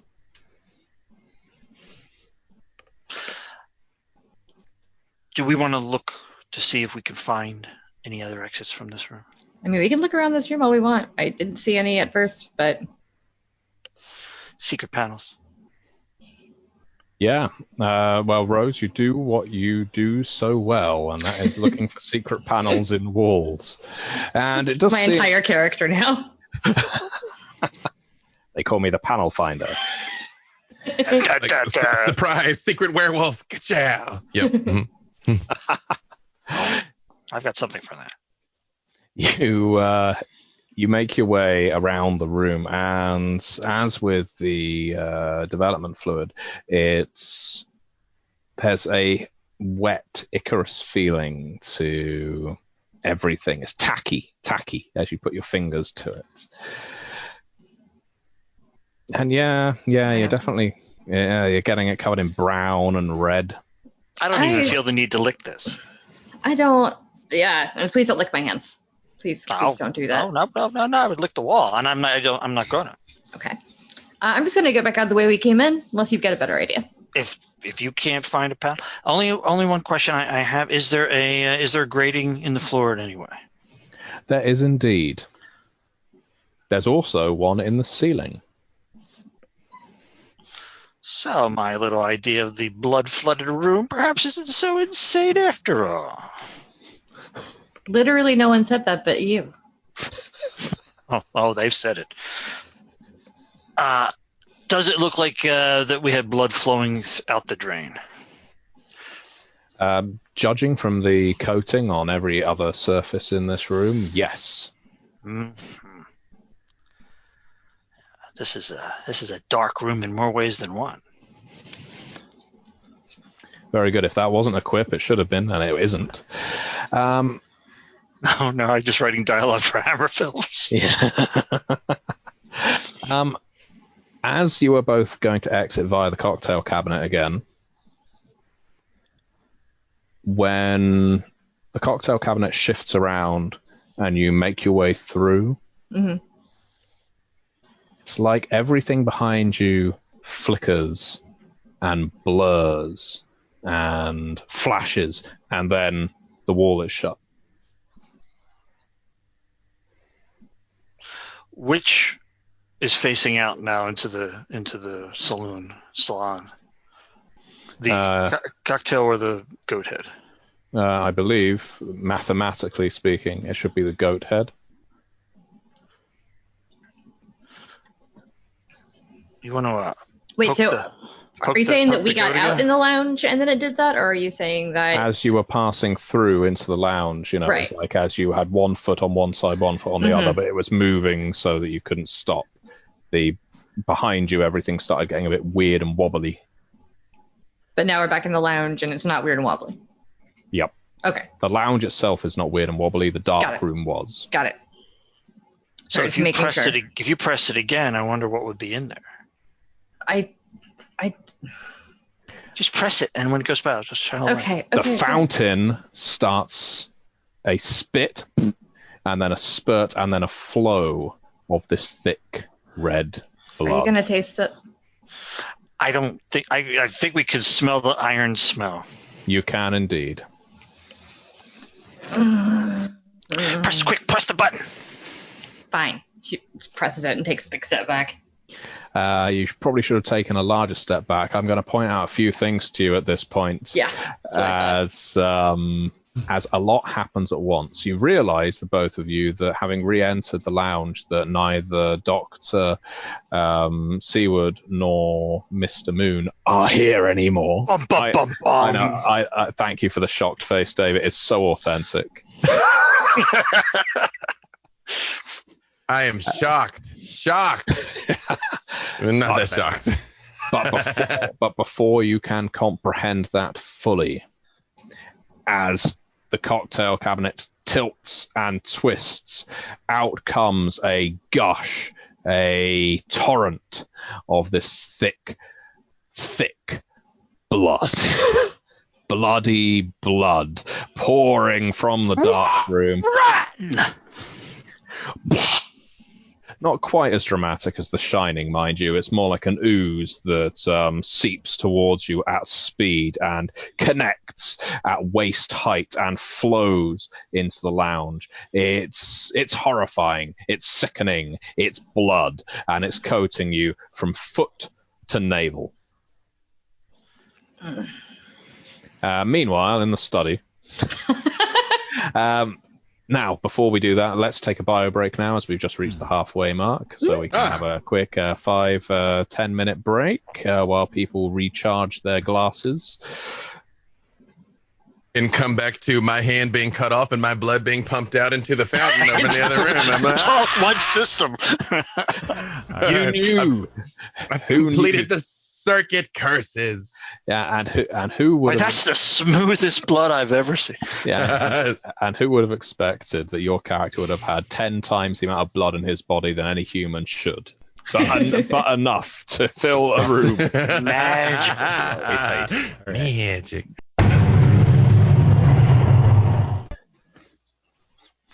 Yeah, we come back as drama unfolds. In one wing of the house, a flood, a torrent, a ready flow of thick crimson. On the other, a slightly thinner flow of blood, but still a flow of blood nonetheless. As we can recap, that Catabel was bravely or foolishly reaching up into a chimney where he could not see, and put his hand in contact with something, without trying to sound too smutty, stiff and hairy, and whatever it was, Big and bouncy. So whatever it was, it bit him. Oh no! Yes, it bit him on the hand between the thumb and the forefinger. Mm. Yeah!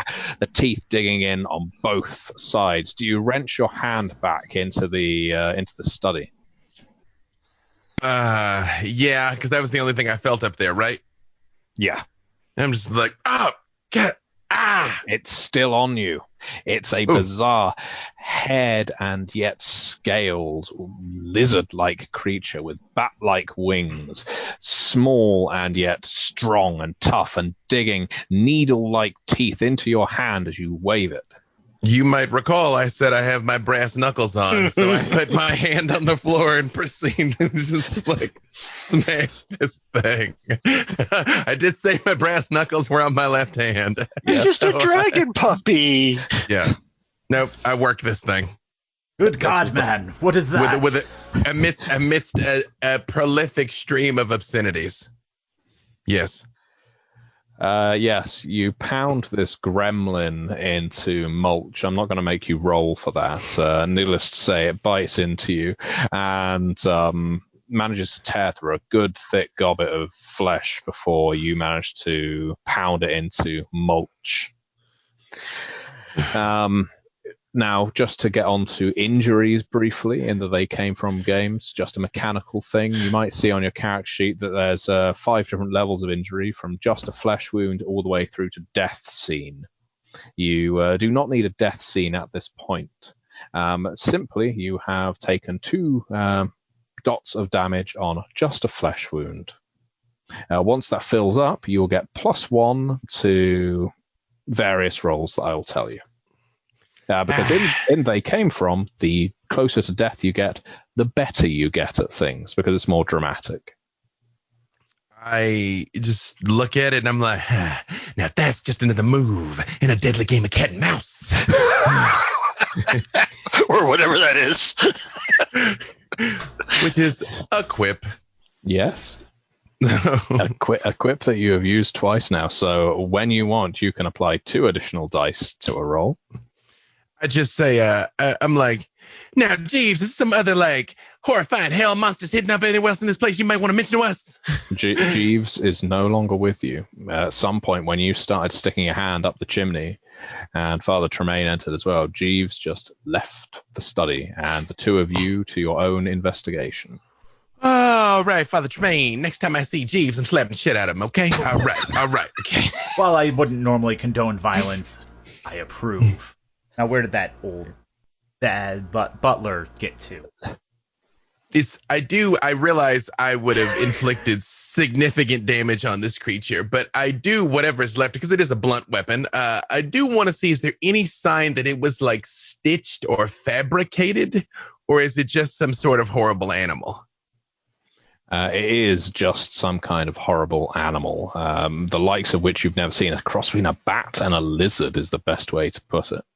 Can I go ahead. Sorry. Can I take a closer look at it? Maybe inspect it?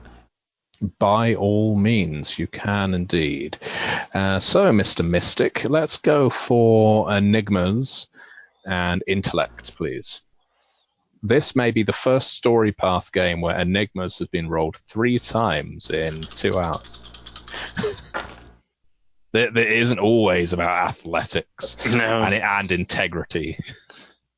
I actually am pretty good at enigmas and intelligence too, so I don't know if there's a help action and if I can look as well, because I mean I am pretty good at that. Yes, definitely. You can make a roll as well. You can basically assist.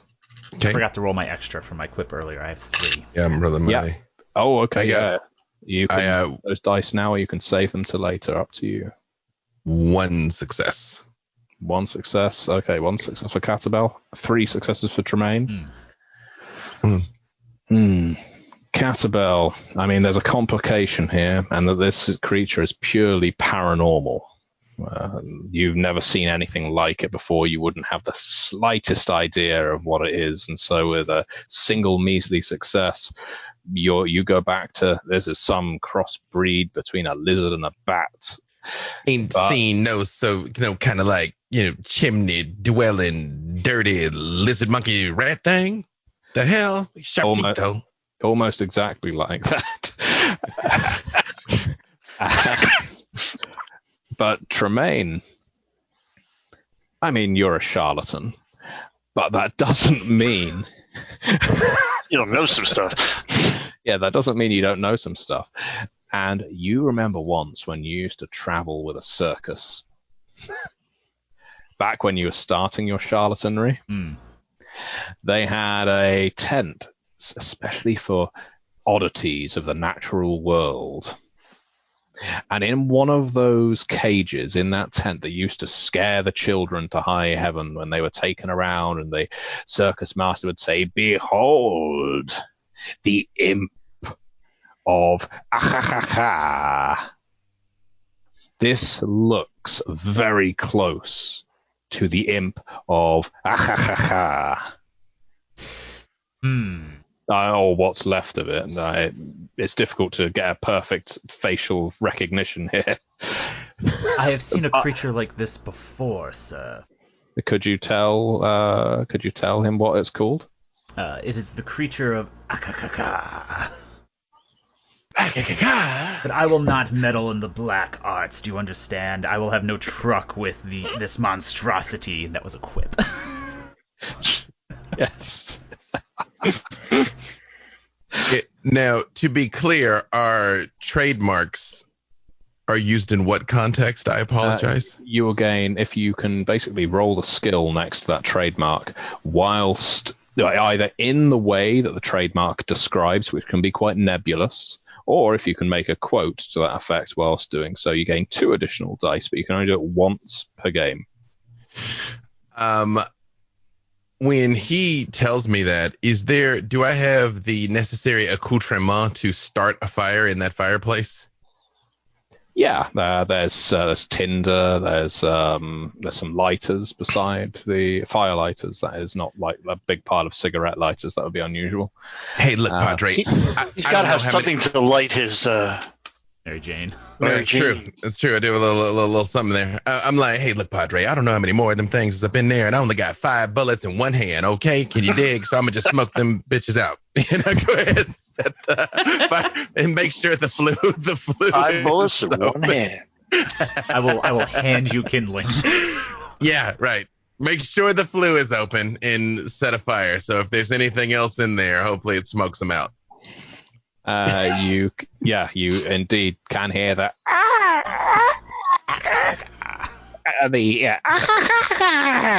That's where they got their name from. That's awful. It's awful. Ugh, skin crawling. And I look for something in this room, because I'm not going to further sully these threads, to try and bandage my hand with first and foremost. I actually look and make sure it's not like poisonous, or like, is there like, did teeth break off in it? Like, I mean, anything other than I've just been bitten. All of the above. You do indeed have. But bear in mind, it was clamped to your hand when you started beating it. So yes, most of its jaw is still stuck in your hand, and your hand is already turning a deep purplish color around the wound. Oh man. I hope I get enough bread to be able to pay for some medical treatment on this shit. And I, not being a doctor, try and pick the teeth and jaws out and just bandage it the best that I can. Yeah, you have no skill with medicine, and unfortunately, Father Tremaine isn't much better. No, in fact, he is equally as bad. So, yeah, it's meatball surgery. Maybe that cute physical therapist will be able to help me when we get back up in there with her. But in the meantime, let's just try and continue on the mission here. What else we got up in here? Yeah. What is in the study besides creatures? Beside the imps of Achaka. The screaming continues, of course, or the Achachas from the chimney do not abate. Good. I do take the time to yell various curses and obscenities like up the chimney as I hear him. After a second, I remember to cross myself, like when you exactly. One of the imps comes crashing down. Soot flies out as you're leaning in because of your hubris. Mr. Investigator Catabel, as you lean up and give the imps what for in insults. The one that comes crashing down sends a mask of soot into your face. But while this is going on and you're having to suffer such ignominy, we have, of course, Father Tremaine, who is searching the study. There's a lot of interest in here, but probably of most interest is the letter on desk. Who is it addressed to? The inheritor, much as the letter that you received. Pick it up and I'm going to open it. Well, it's not even in an envelope. It's there, laid out flat for you to read. I will... And ignore the commotion coming from the fire. Yes. He's doing something. Like the background scene. There's just this really serious, like zooming in on you reading the letter while in the background he's just like running back and forth like a cartoon. Beating the things flying. We definitely know who the comic relief is in this group, and it's amazing. It says, "Dear Inheritor, if you are reading this letter, you have passed my first gauntlet. You have entered the locked study. There are many more troublesome encounters for you within this house, and you must survive them all if you are to stand a chance of inheriting my fortune. Atop that, there can be only one inheritor." Bum, bum, bum, bum.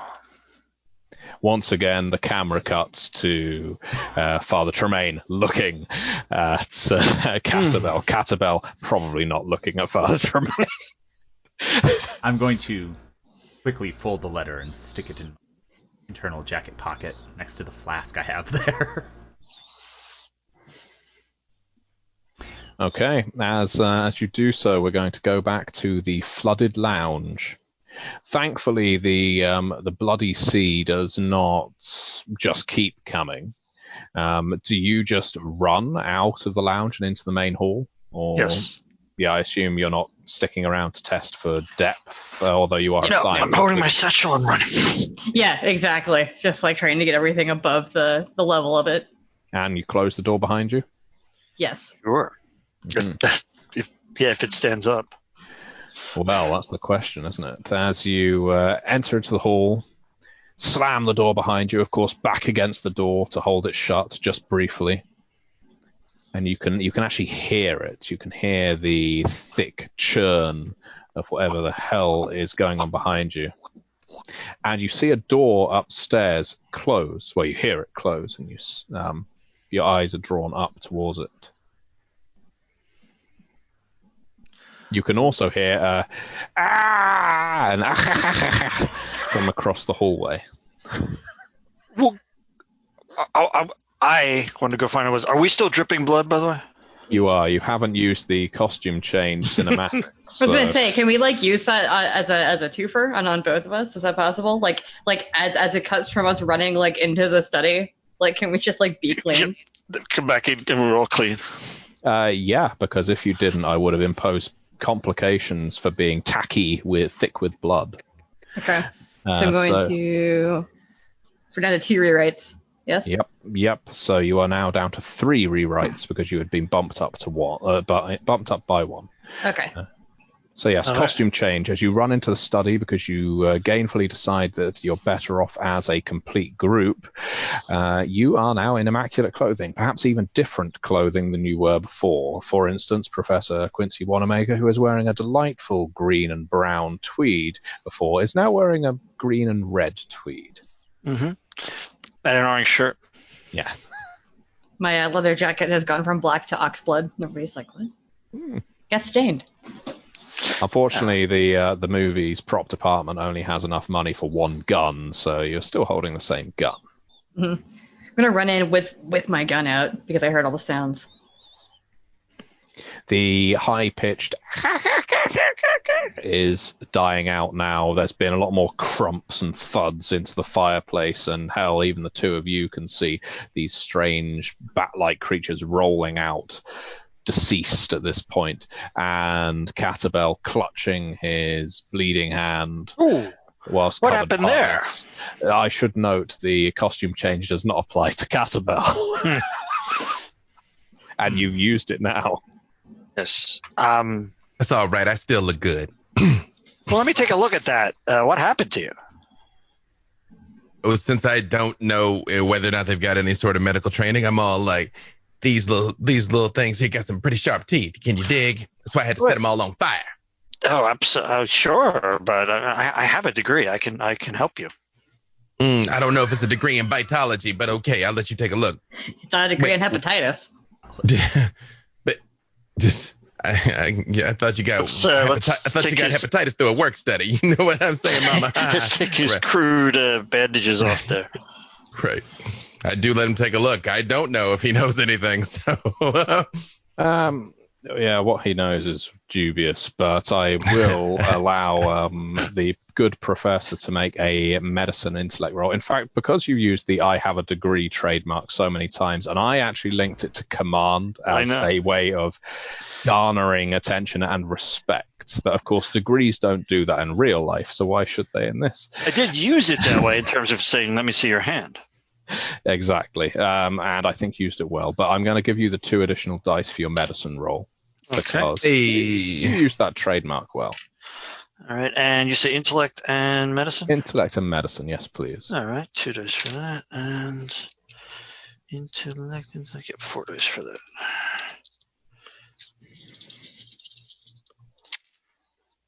All right.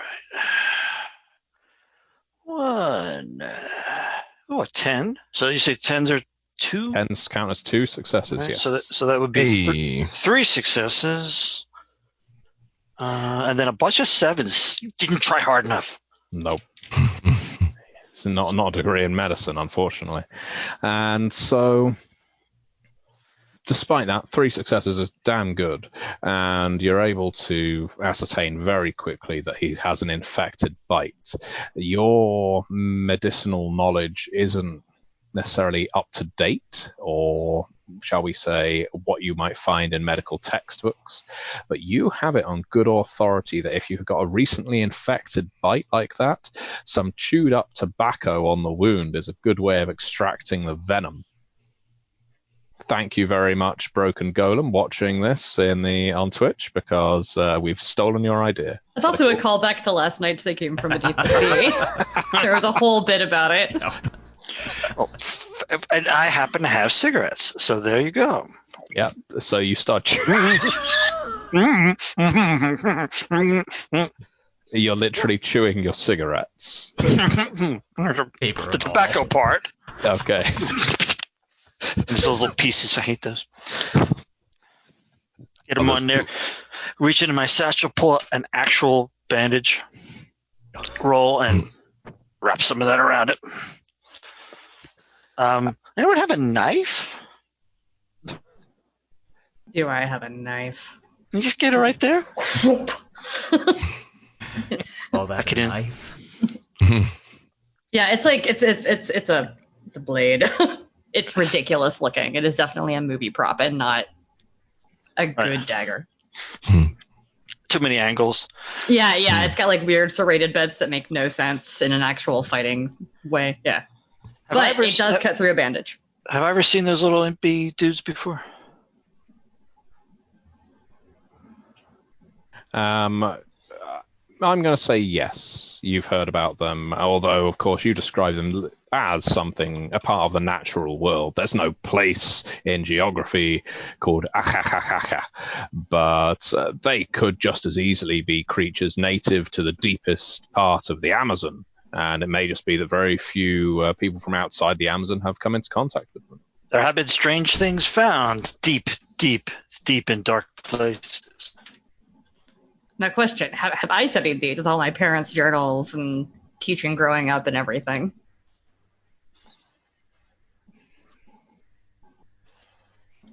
Your parents actually wrote some journals about the imps and the warlocks of Achachachach. Indeed, warlocks, summoners, masters of imps. These are a warlock's tools. These are not here of their own accord. Oh. These are tools of superstition and fantasy. If you think the warlocks of Akakaka are simply a superstition or fantasy, you do not deserve to live. I You repeat, certainly won't survive these are going tools of superstition and fantasy. I gave you the quiz. I gave you. I know. I'm going for a twofer. You're just being insistent now. That definitely escalated quickly, but either way, thank you, Professor. It was Professor Quincy, right? Sure. Yeah, I owe you one. Presumably, my hand, while still bitten, feels a little bit better, or? Yeah, amazingly so. You never knew of the curative nature of chewed up tobacco before now, but hell. Pretty good. Good. Oh, no, again, I'm intimately familiar with the healing properties of all sorts of leaves, all right? Can you dig? I believe it. Okay. In fact, That's an interesting question, actually. But to say, I'm having a tough day. So while I'm investigating in here, because I would continue to look in this room, I do in fact twist up though while we're because I'm like, nah, that's enough of this. There's demon monkey things that have bit me. I'm poisoned. No, forget all this. I don't know what's happening. So I do go ahead and light that up while I'm looking. Reach into my jacket, pull out my notebook and my pen, and write up. Investigate the curative properties of marijuana leaves in poison healing. It's what's called a jazz cigarette in the trade. Mm-hmm. So is Enigmas in, what is that? My investigative abilities covered by Enigmas? Yes, I would say so. Enigmas, yes. Enigmas, and usually intellect, if there's something in particular you're looking for. Cunning, if you're just kind of doing a scan around the room. Question. I would sort of look for, I'm going to do more the general scan because I'm trying to see, what else is in here and get some idea what our next move is. So I had one dice from the quip. You did. And I got 2 dice from something else, I think you said. You actually had 2 additional dice from your quip because you had used it twice. So that was it. So yeah, you get +2 to your enigmas and cunning roll. And then we'll go to Father Tremaine, who had something he wanted to do. The letter that I found that I hid said the locked study. I'm gonna go try the door after they came in. It is indeed locked. Bum. Gasp. Now, did you roll any successes on 8s and above, Catabel? 2 successes. 2. Okay. Mm-hmm. Successes. There's something beyond the obvious what you have just encountered.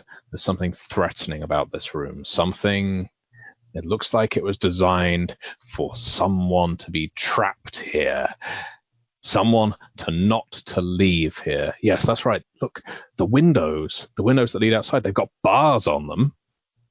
And the walls, you're not sure whether it's the venom, whether the tobacco just hasn't drawn all of it out, but you feel like this room is oppressive. No, it's not that the walls are coming in. It's that the heat, the temperature in this room is rising, and not just because of the fire that you've lit. No, not just that. It's rising from the walls. You put your hand up to one of them. Ooh, it's hot to the touch. It's like you're baking alive in this study of torment. Yo, they got us in some kind of jive oven. I come over and I lift the round carpet in the middle of the room and see if anything's under it. There was a desk on top of it, but you can do the magician's trick of, hey, and the desk is still standing. Or try to, yeah. But I do call out my observation that it's like an oven. And I try and look under the rug. Dad! I'll be like, and we are locked in. And as if to compound the danger of the situation, you hear a scream from somewhere else in the house. Everything is happening. I believe ain't no lock been constructed that can withstand the ferocious firepower of this here firearm. And I would like to call upon our cheap set to see if I can shoot the lock off the door and break the door for us to get out. So while under the rug there is indeed a trap door, I like the idea of this because That's literally what I was going to do. Basically pulled the rug out and then went, to hell with it. Yes. And yes, you pulled the rug out from under the plot, but that's okay. That's why cinematics like Cheap Set exist. So you use those 2 rewrites. You have no more rewrites until you start failing your rolls either willingly or inadvertently. And so I do feel like I would look at it and I see the trap door and I'm all like, no, to hell with that. Click, click.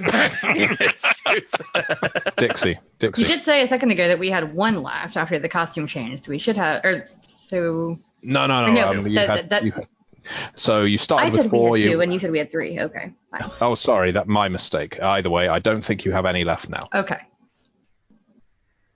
So yes, lock gets blown.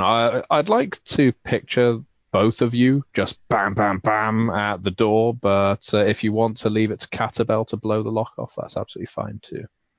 What would Rose do? I don't know at this point, honestly. Everything I keep trying to do, someone else does. So I'm just going to have to rethink this character a little bit. Sorry. That's all right. The door flies open into the hall just as the heat grows too intense.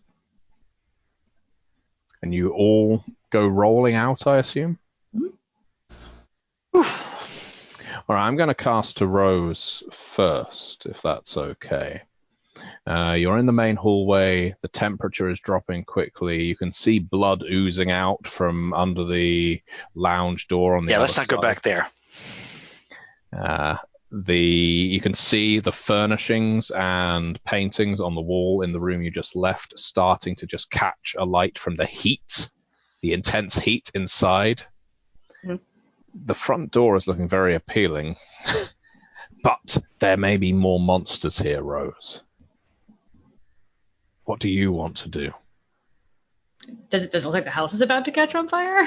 No, you think it's probably contained to that room. Judging from the structure of this house, everything seems pretty neatly divided by thick stone walls. Whatever is causing the heat in there seems to have concentrated it, and it would be unusual for that fire to spread. Darn. Okay, I'm going to go after where I heard the scream then, wherever I thought that was. Okay, could you make a... I keep making people roll enigmas. So Hell with it. Let's go for either enigmas or empathy and cunning. See whether you can pinpoint exactly where the scream came from. You said empathy and cunning? Yeah. Okay. I cannot. You cannot. No. Okay, well that means you get a rewrite for your trouble. Everyone feels like it came upstairs, but you just don't know where upstairs it came from, and there's lots of rooms. When we ran past, didn't something happen upstairs, Rose? Yeah, door shut. You could pinpoint that door. Okay. Well, run toward that door. Okay, so you ascend the staircase, and there's a landing that overlooks the main hallway, which you assume this would be the second floor, and doors dotted along, each of a different color, each padded with a sort of plush velvet exterior, studded. And the one in the center, you think that's the one that slammed shut earlier. Going straight to open it, charging in. Okay. Rose not taking any more shit from this house. Fuck you, door. Dumbass house. Opens the door. What you're confronted with, Rose, is a large ballroom. It stretches far back. There's another 2 chandeliers in the ceiling. There's draped curtains all around. There's even a little bandstand stage at the very end of the ballroom. But most startling is one of the people with whom you arrived, Mr. Nolan Moon, is laying there in the middle of the floor, prostrate. Is he on his back? Is he on his stomach? He's on his stomach. Okay. I'm going to run over and check for a pulse. There is no pulse. I'm going to roll him over. Because Okay. You have to have the dramatic rolling over of the body in horror movie. You do indeed. As you roll him over, camera, zoom in, and then to you, and then back to him, and we can actually see that goat man's face from earlier has been carved into his chest. Now, in reality, such a wound would probably not kill someone, but he's dead. Does everybody follow me? Shall Oh, roll? yeah. Yeah, of course. Everyone else stumbles in just as you turn the body And it's over. freshly carved into his chest. This is something he had done years ago. No, this isn't an old tattoo. This is a new carving. Actually, when they are going in, I do wait a second outside just to make sure the door doesn't slam and lock or somebody's pursuing us. So when they run in, I do kind of I have my gun in my hand now. I'm just making sure when they run So in. what I did downstairs, I could do this to you too. Yeah. Yeah. There is a little block you can pick up from the landing to prevent the door from shutting, essentially a wedge. I would do that. Okay. Although I still hang near the door. I come in if I'm pretty clear I can keep it open, but I am back there just in case somebody pulls like a okie doke on us. Mhm. Yeah, with Catabel, it very literally is once bitten. So, Oh, hey. I feel like I should take another point of damage for that. Yeah, you're good. You're good for that. Actually, no. Let's give you the +1 die for just No. Okay, fine. All right. It's emotional trauma. It's true. It all comes mockery. It all comes flooding back to you, Rose, seeing the symbol carved into Nolan Moon. Yeah, it isn't just from the books of your parents that you've seen that face of Abaddon before now. You've seen it before, but where? Where? It's almost like a memory, almost like an ancestral memory. No, a story your grandmother once told you.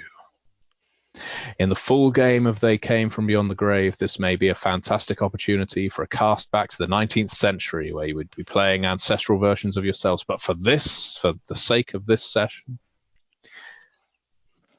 when you were just a little hunter hunting little monsters, just imps of achachachach, of no vampires or werewolves or the like. With a tiny little knife. Yeah. You would sit on your grandmother's knee as she sat in the rocking chair. It was a pretty unstable storytelling environment, but bear with me. She told you the story of the goat-faced devil. She told you the story of Abaddon and how he would mark his sacrifices and learn to live forever in the realm of man if he could devour the souls of his followers' descendants. It was at that point she said, if you ever see the face of Abaddon, you must run the other way, because it will be you that he wishes to devour. Dun, dun, dun. There's like a weird fade as she like goes back into the memory and then comes back into herself. She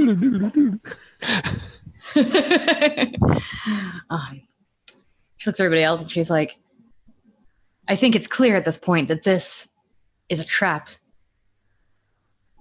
I know it's a trap for me, but why is it a trap for all of you? And she pulls the photographs out of her bag and spreads them out on the ground. She goes, I don't care. I seek only the truth, no matter where it takes me.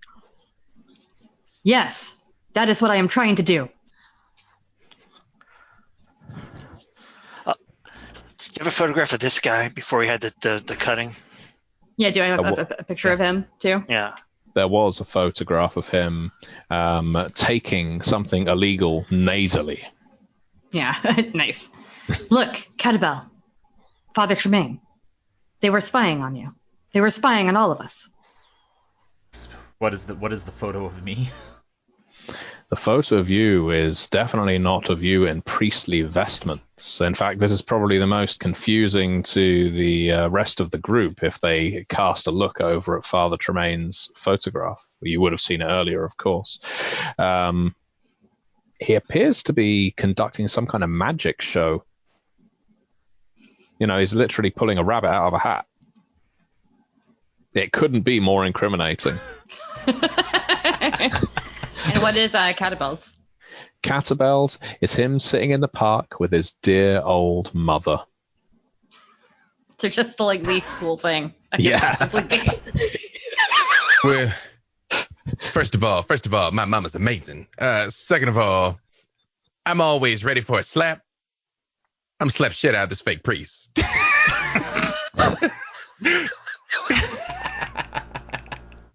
Are you taking the brass knuckles off first? Yes, I will, because I don't actually want to. I don't actually want to slap. Yeah, but yeah. You lied to me. I don't know that I want to use it mechanically, but I do have a trademark. I'm always ready for a slap, but I'm not trying to break his jaw. I am just like, yeah. I slap him. Yeah, you slap Tremaine. No roll required. It's a hard cuff to the face, and you stagger on your feet. But you know you deserve it. Oh yeah. Isn't a man allowed to find a calling in life? Is there a picture of the therapist as well? There is indeed, but hers is probably the most mundane. I mean, even compared to Catabel's, hers is just her at her desk looking, it looks like, at the photographer. So it looks like on these, she was the only one who knew she was being photographed. I think she was a plant. That would be thematic.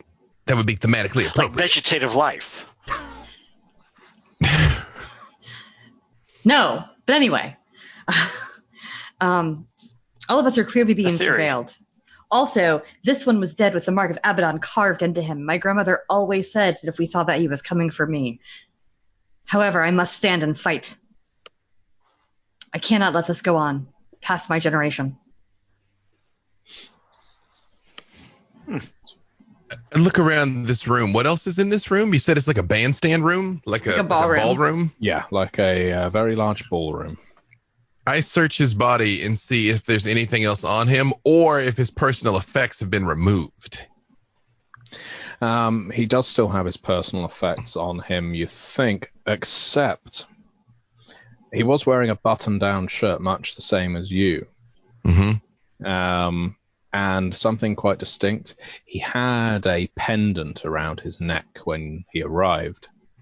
Mm-hmm. That's not there anymore. But he's still got cash in his pocket. He's still got his car keys. He's still got some dope. Hell. Yeah. Y'all see earlier, this turkey, he had a little bling on, like necklace on. It's gone. They left all his cash. They left his stash, but they took all that with them. So he was face down. Mm-hmm. Does it look like he staggered in here? Is there drops of blood? Like he staggered in, or was he dragged in? Or did it happen right here? No, that is a very good question. There is indeed a trail of blood. It goes deeper into the ballroom, and there are 2 doors either side of it, but it only goes to one of them. Looks like he's been dragged here and positioned. When Rose found him, as I say, he was laying there prostrate, as in flat, on his front, arms out at either side. I will follow that trail of blood. Yeah. Sure. I'm going to put the photos back in my bag. Say, are you all with me? Of course. This was clearly staged. I'm looking around to see where could someone be watching us from. Like we were supposed to come here and see this was all supposed to happen. So I'm looking for where that is. Okay, well, there are a lot of very heavy curtains around the room. So there could be anyone looking from there. And in fact, as you start looking around a bit suspiciously, that's when you hear it. You hear footsteps running and slam of a door from behind one of the curtains. I go that way. Yeah, let's all run over there. Mm-hmm. I'm Like like a Scooby gang at this point. Yeah, exactly. Yeah. Yoinks! Mm-hmm. Mm-hmm. You do indeed. You run over. You pull the curtain aside. There's a door there. It's not opulent like the rest of them. It's not dressed. It's like a servant's entrance, in fact. Mm-hmm. So hence probably why it's behind the curtains. And you can yank that door open. Do so? Yes, please. Okay. As he's doing that, I'm just going to have my shotgun ready. As they're doing that, I am moving away from the door. Yeah, if I see she's got the shotgun, I kind of pull it open and step out of the way in case she's going to blast. Yeah. Mm-hmm. As you ran over there, you open the door. Catabel, you're there, but Rose is right over your shoulder with the shotgun. Jeeves is on the other side of this room, which is like a drinks and meals preparation room, where people might go around with a tray, exit from with a tray for ballroom dancing and the like. And he's working a door on the other side, and he puts his hands up and says, "Please." I slapped shit out of him with the brass knuckles still on because I said I was going to. Leave us in a heating up room. We can do that, and then we can interrogate him, I guess. Yeah. Mm-hmm. Seems reasonable. Mm-hmm. Again, I'm not going to make you roll. I like it narratively. So as he says, "Please don't shoot," you just step up to him and Mm-hmm. No, open hand. Yeah. Yes, I slap him. Yes, but still with the brass knuckles on. Clean his clock, as they say. Mm-hmm. And he staggers and crumples to the floor. Do you slap him again? No, we need information. My point was made. Yeah. Dramatically. Yeah. I guess I do sort of like I push him up like kind of rough against when he's sitting kind of against the shelf there, and I'm all like, "All right, now you better start talking, you dig? Because I'm bitten, I'm poisoned, and I had some bad cognac, and I'm having a rough night. I don't know how much time I got left, but I do know I still got 4 bullets, Jeeves. So you better give me a reason not to feed you one of them right now." It looks like your hand should be fine. I can see tobacco has been applied to the wound, and as everyone knows, that's what you require to extract venom. Science! I feel like the lightning needs to crash when he says science, science. You know? You do have dramatic meteorology. No, I'll save our one thing. Yeah. We may need the sun to come out. Yep. But I look back and I'm just like, Rose, what you want to know from this sucker? What do you know about the Mark of Abaddon? Mostly what I told you, that it was a symbol of Lord Karnstein's family. It's been passed down from generation to generation. They mark their victims with it. They mark the walls with it. I suspect all of you but one will be marked with it before the night is out. I'm not going to let that happen. He is all-powerful and almighty. He will not let you leave. If you try turning tail and exiting to your cars, you will find that they will not start. You will find that the road will fall away, because Abaddon is the devil himself.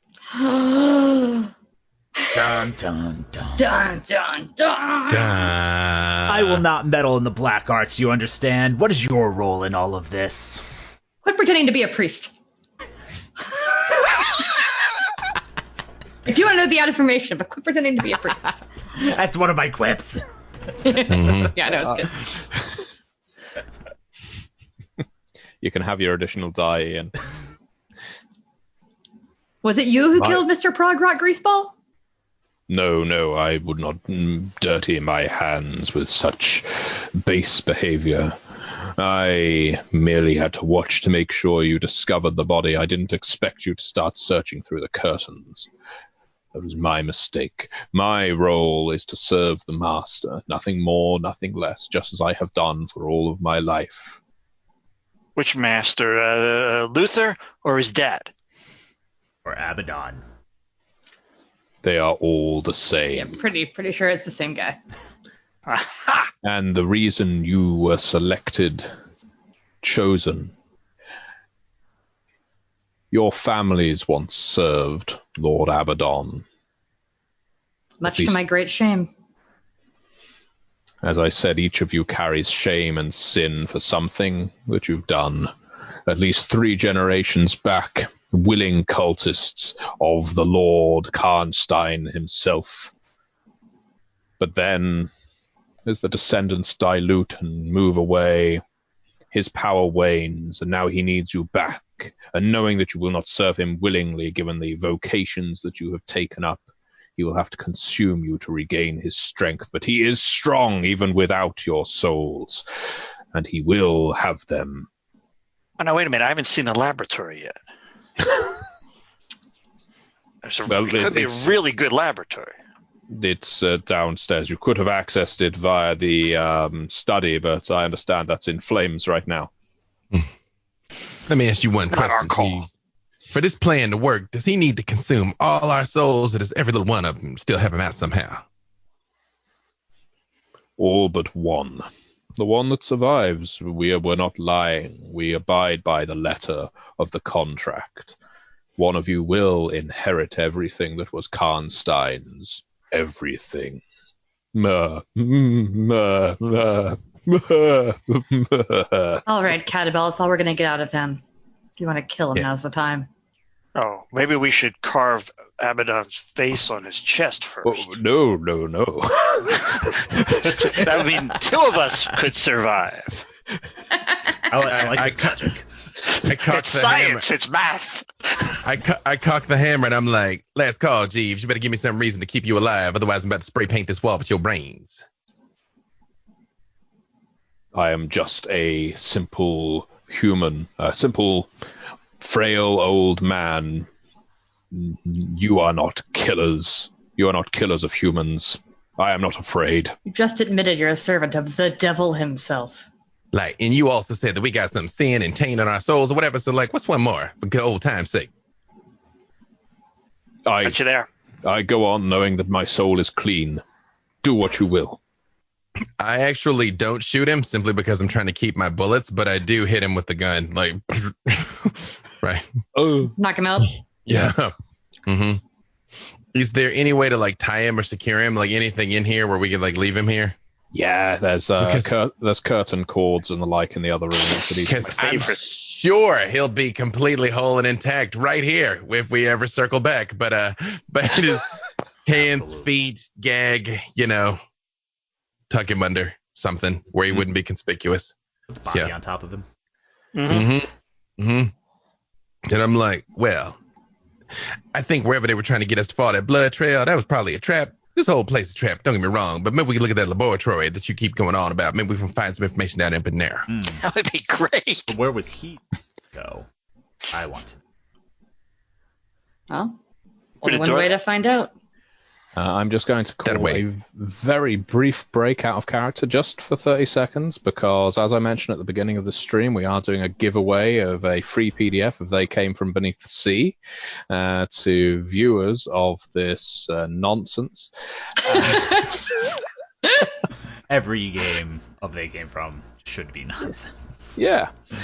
So if you are interested in getting a free PDF of They Came From Beneath the Sea before it is released, please do just comment in the chat and we will announce who the raffle winner is at the end of our session. It only makes sense. The rigid logic of science. Do they need to like type any particular command or? Nope. No, as long as they're active, we will be able to enter them into the raffle. Got it. And also, any donations you can make to any of the charities connected to this convention are greatly appreciated. We're winding down on day 3 now, so if you can go over to onyxpathcon.com and donate to either the Thurgood Marshall College Fund or Bodhana Group, even if it's just $1, really is appreciated. Or both. Yeah, this is both great causes. This is free entertainment, but if you are happy to donate to one of our charities, we really appreciate it, and so will they. I will say I've been doing a lot of charity work. I always do a lot of charity work, but obviously it's gone up about 500% in the last 10 to 12 days. I wonder why. Yeah. But I can tell you, literally every dollar helps. People think like, oh, I've only got $5, or I don't have hundreds of dollars. Like it really does add up. It really does make a difference. And there's been plenty of times in my life I did not have an extra $5, so I get it. But if you can, please help. Yep. That's what I'm telling everybody. Like same thing. Like $5. $1. $1 helps. If we've got 79 people watching and everybody donates $1, that's $79. Yep. It all helps. Rigid mathematical science. Exactly. Speaking of, I would like to use one of my trademarks since we're trying to figure out what Jeeves was doing. I have an Enigma's trademark that human behavior is predictable. So Nice. if we're all mice in a maze here, I'm like, where was he headed? Like the father just said. I'm like, if he's stringing us along, where's the next trap he's trying to spring for us? That's what I'm trying to extract. Okay. Again, not going to make you roll for that because it's a good connection that you've made there. Yes, the blood trail would almost definitely lead you into some other trap. Where he's headed, just based on the architecture of this house that you know, and you've not been around much of it, but you have been to houses like this before in some of your investigations. This is servants' quarters, and big old houses like this, many of them built at turn of the century or just before, have servants' corridors between the rooms. If this is a place that's going to host lots of guests, the servants are to neither be seen nor heard.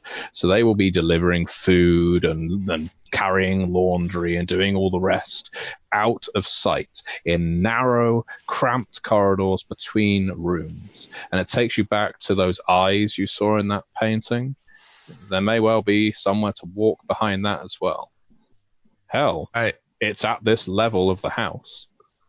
I recount that for my associates. I'm like, y'all didn't see this, but we was out in the hallway. One of them paints, I swear, it's looking at me like in them Scooby-Doo cartoons. And back in the day when they had like servants and they wanted people like me have to like walking through the back entrance and all that other nonsense, all the time they would go sliding through the walls, right? And so I dig this cat Jeeves here. He been getting around and we ain't seen him. It's probably some sort of like servants passageway all up through this place, like some sort of maze within a maze. Can you dig? Yeah, or like Rose said, that could also be the therapist is doing the same thing. Perhaps a way for us to avoid the traps that Arnstein have laid for us. It's worth a try if it takes us to the laboratory. Open the door that he was trying for, because he was trying for a door when we caught him. Open it and see where it goes. Mm-hmm. Okay, who's going to lead, may I ask? Well, you got that street sweeper, honeydew, so if you want to go I'll first, lead. that's all right, fine by me. Right before I go through, I'm just going to turn to everybody. I'm going to say, all right, it's clear they didn't expect more than one of us to make it out of here alive, if they're even telling us the truth. But we have a choice right now. Tonight, we could take down the devil himself if we work together.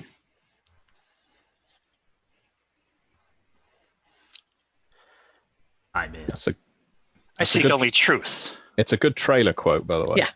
Yeah. No matter where it takes me, I'm with you. Catabel? They said they didn't sabotage my ride, and that in and of itself is the reason for me to slap shit out the devil. So yeah, count me in. All right. Shit out of the devil himself. I look forward to seeing you punch the devil. And then we go on our way. Shotgun. Yes. Mhm. Are these hallways lit? They are by hanging light bulbs. There's little alcoves in the walls where things like saucers and plates and trays may be stored occasionally. But this isn't a place for where you would feel particularly comfortable. You can just about fit two abreast, but it's more comfortable not to, especially as one of you is toting a shotgun. Also, I'm sure all the lights are flickering and swinging and doing all those things that lights do. Oh, that they certainly are. I mean, that is exactly where you are right now. That despite the lack of breeze, there is a steady swing to those bulbs. As you're walking down this corridor, you think you can hear another scampering of feet, but it's on the other side of the wall. It's not heavy enough to be human. Maybe more of these imps, perhaps. It could just be rats in the walls. I mean, nothing bad has ever happened with rats in the walls. You keep going. There's door. You occasionally pass a door. Are you heading up as you reach a staircase that goes up and down? Oh, down. He wants to go to the laboratory, so let's go down first. It's I just, like- do I get any indicator where that painting would have been, where the eyes would have been? You think you're going to have to keep doing a bit of a circuit at this level. So that means going the other way. You could split up from the rest of the group. Or take That went fraudulent- poorly last time. No, fraudulent Father Anthony with Do you. you need to know that badly? I mean, says Mr. Laboratory here. Yes, but it's all right. Best We'll go to room in the house. that's a low bar. It's a low bar in this house. No, I will stay with the group for the laboratory. Laboratory. Oh, yeah. Oh, boy. You head down the rickety wooden staircase that creaks and cracks beneath your feet. In fact, Rose, as you lead, one of the steps does splinter underneath your heel. Could you make an athletics and dexterity roll, please? I can. That's my good dice pool.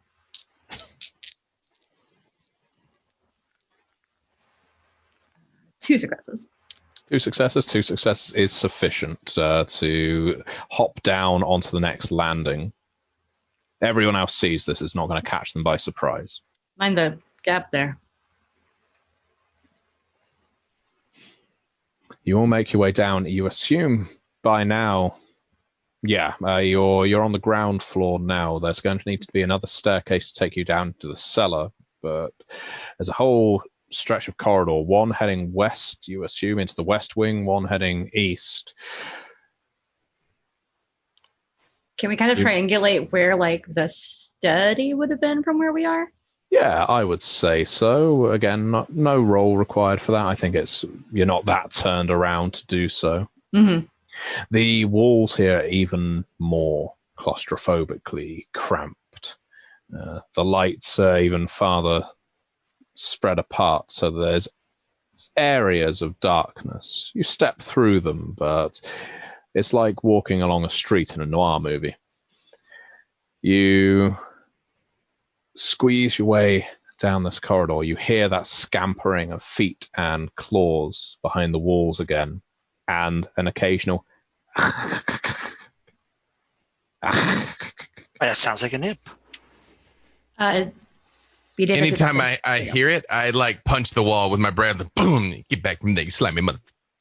Boom! As we're walking down the hallway.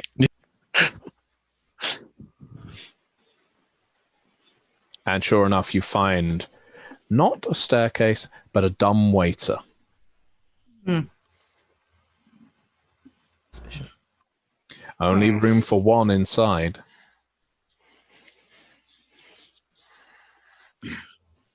How bad do you want it? Well, I want a staircase. A series of right angles that we step upon that take us down to the laboratory. Well, I think it is less Sides likely. of geometry. It is less likely that this thing is configured to like catch on fire or explode or be filled with spikes or some other kind of bull right now if you want to go down through this dumbwaiter. But if you don't, I get it because I don't want to take my black ass down it. Ha! Can you dig? I don't know. It's for a dumb waiter, not a smart professor. I would like to see if the dumbwaiter is a trap. Using my trademark technology, I can turn this into a trap. So you realize here, Ian, if you fail this horribly, you'll be saying that it's fine, but you have just turned it into a trap. Yes, indeed. Okay, you get 2 additional dice. Give it your best. I would say technology and hell, it's all about the mental attributes. So we'll go for technology and intellect. Right. I'm like, I use bardic inspiration. You strum your lyre. Ding! 3 success. 3 successes. Okay, no, the dumbwaiter is not trapped. I think this is safe. But it will still only fit one of you, and that one of you is going to have to be pretty cramped as it goes down. Yep, I'm going. All right. We could just look for the staircase. There has to be a staircase. They have to get down there. Well, I do say before you go, Rose, I'm all like, I will say, Dr. Quincy here does make a good point because even if we do this, it's going to be one person left up here. The last person that's number 3 down going to be trapped either way. So one way or another, we're going to need some stairs.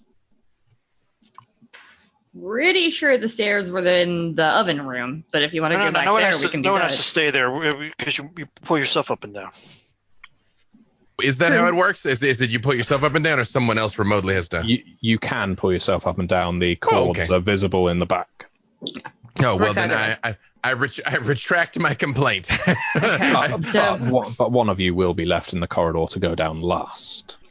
So I'm going to pull a knife, a very small crossbow, and like a 2-shot pistol out of my bag and just give one to each person. Y'all can fight over these. I will take the pistol. It's like the littlest snub nose. I'm going to lower myself down. Squeak, squeak, squeak, squeak, squeak, squeak, squeak, squeak. And Rose disappears out of sight.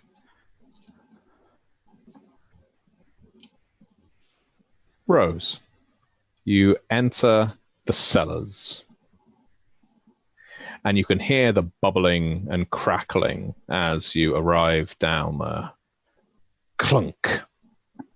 You can't see anything immediately in front of you. I mean, in the sense that there's no room. You've just got a narrow corridor, a right turn that then clearly widens into a lit room because you can see a flickering light casting light and shadows into where you are now.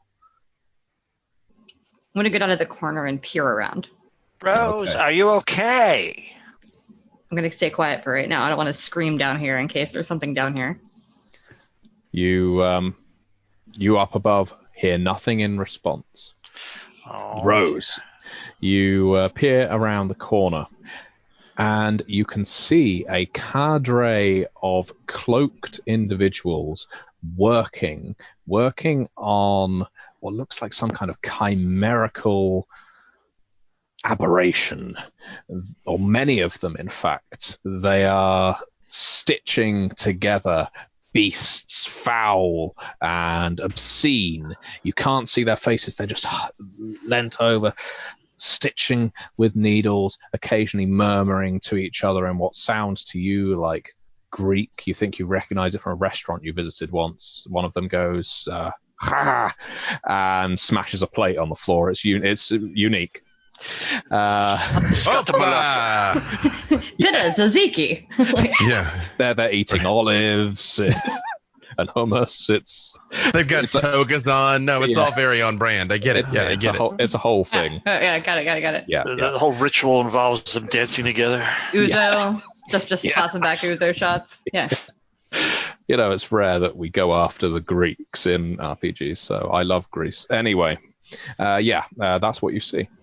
Okay. But the laboratory, not that you're too familiar with laboratory setups, although you have raided a couple, it's pretty damn extensive. You can see, as you're peering around, doors that could be blast furnace doors. They're thick, wrought metal with thick studs around the outsides and circular sort of hatch-style dials on each. Question: have they started pulling the dumbwaiter back up, or can I do like a run and cram myself in there to get back up to where they are so they don't come down and start making a lot of noise? Let's find out. Okay. So, Richard, you were concerned, as Professor Quincy, about the fact that Rose had not responded. So are you pulling the dumbwaiter back up? I'm probably going to call down again. More loudly? Yes. Okay. In that case, you have the opportunity to use a rewrite to essentially cancel something from happening if you want. But you would have to do it by spending it on either... No, in fact, you'd have to spend it on dramatic meteorology to drown out his voice, basically. If you don't, the cultists are going to hear him. Yes, go for dramatic meteorology just as I yell. Yeah, I'm okay spending it on that. All right. Yes. Yes. All right. So we have 0 in the pool now, right? Yep. Yeah. So there is a thunderclap at the same time as he just shouts down your name. And somehow, even in the cellar, you can hear it. Yeah. And like during the thunderclap is when I try to throw myself back into the dumbwaiter so I can get back up there. Squeak, squeak, squeak, squeak, squeak, squeak. Pop. So I'm just like on the edge. I like didn't come all the way back up. And it's just funny to me if her like little head just pops up. She's like, so the laboratory is really cool, but also there's some folks down here stitching together some terrifying abomination, like culty folks, like black cloaks. Very creepy. Don't recommend. But the laboratory's down there. Yes, full of cultists in creepy robes stitching together something terrifying. Perhaps we should. And it's a really cool laboratory. It is a very cool laboratory. There's some blast doors. There's some bubbly bits. There's something that like clunk. I don't know. Yeah. They're all speaking Greek and drinking ouzo. Were there chemical, glassware, things of that nature? Or was it electronic? I'm assuming it was your typical mad scientist lab, Matthew, all bubbly and Bunsen burners and beakers and bits. Michael Constantine? Yeah, it was like a carryover from they came from beneath the sea. Yeah, exactly. Yeah, no, it was a pretty typical lab thing. Also, we should not go down there. Or we I'm sorry, should. what was that? I didn't quite hear that. Stop them. I mean, if y'all think we can take them on, great. I'm all for that, but I need you all to be able to back me up. You, I trust. And she points at Catabel. You get my back. The point is, if we're going to go down there, we need to be real quiet till we're all together, because they're not going to see us immediately, but if they hear us, there's a problem. Just turn and look at the professor. So you gotta be real quiet. Can we do that? I'm like, all right, you going back down. I'll get down. You just get into position with that street sweeper, and then I'll come down second, and I'll get in position 2, and then you two come down, and when we're ready, we'll do the do. Okay, I'll come down third, and I'll be very, very quiet. Okay, fine. This time, because we should have worked this out last time, we were very stupid. When I get to the bottom and I'm out, I will knock twice. on the dumbwaiter, so you know to pull it back up. Okay. Yes. Good. Agreed. Go. Okay. And she just like pops back down and starts going back. Squeak, squeak, squeak, squeak, squeak, squeak, bump. You get out. And I knock twice. Yep. I'm fairly certain there is a urban legend or ghost story about knocking in the dumbwaiter twice, but it goes back up.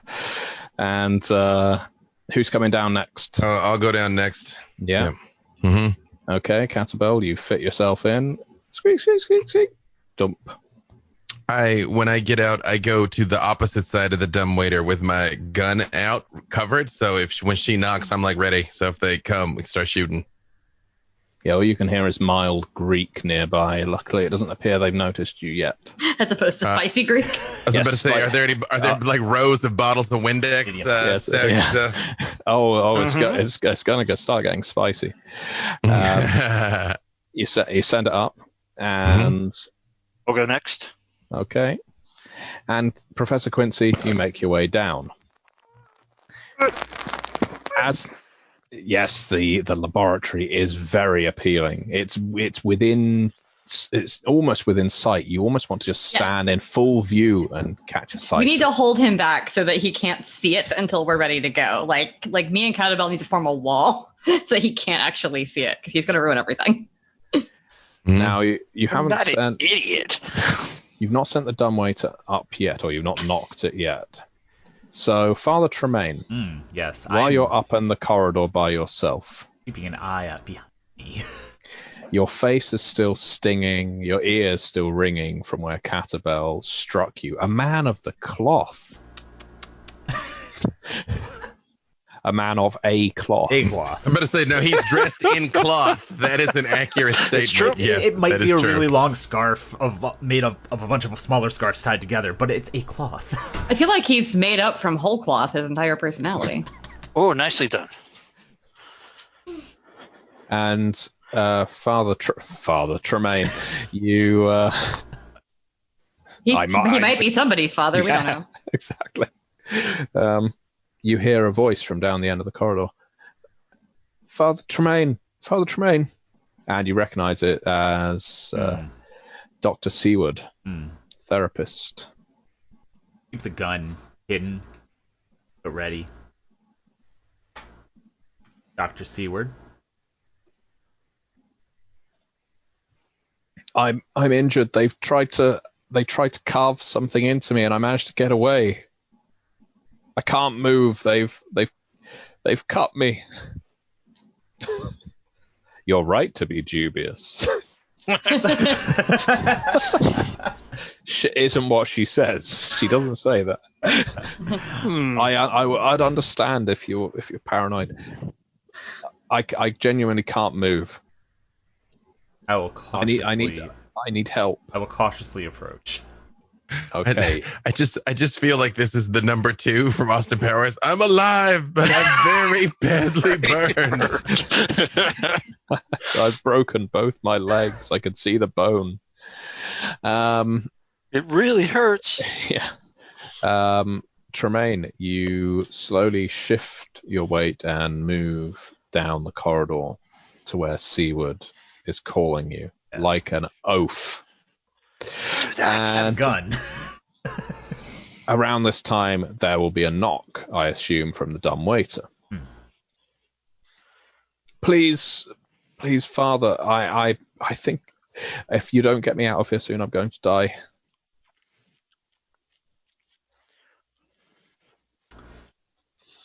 You can't see her, but it is a very dark corridor. I think then that all your secrets will be mine. And I will discover what you are up to. I'm going to run back to the dumbwaiter. I don't trust her. I don't get in anymore. Boom. I'm falling for that. And yeah, you crash into the basement. You do not have any rewrites at this point, so it makes a loud crunch. The speaking in Greek stops. Greek music stops. You hear the clink of Uzo glasses falling to the ground. Opa! Everyone like puts down hummus ominously.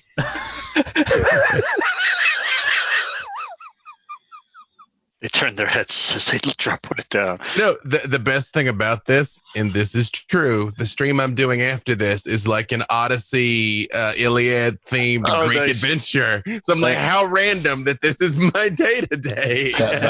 There you go. Think of the inspiration you can take from this game. And I have some feta cheese like, afterwards. It's like Scylla and Charybdis. I'm maneuvering between here. Yeah. They came from Wow. Spanakopita. Careful, everybody. They're going to stuff us like grapes if they catch us.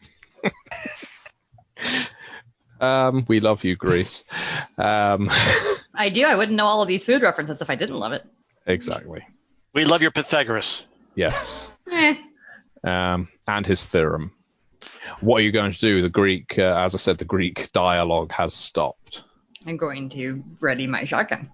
Yeah, to be clear, can we see these people or we've just heard them? You're currently hiding around the corner. The only person that's seen them is Rose.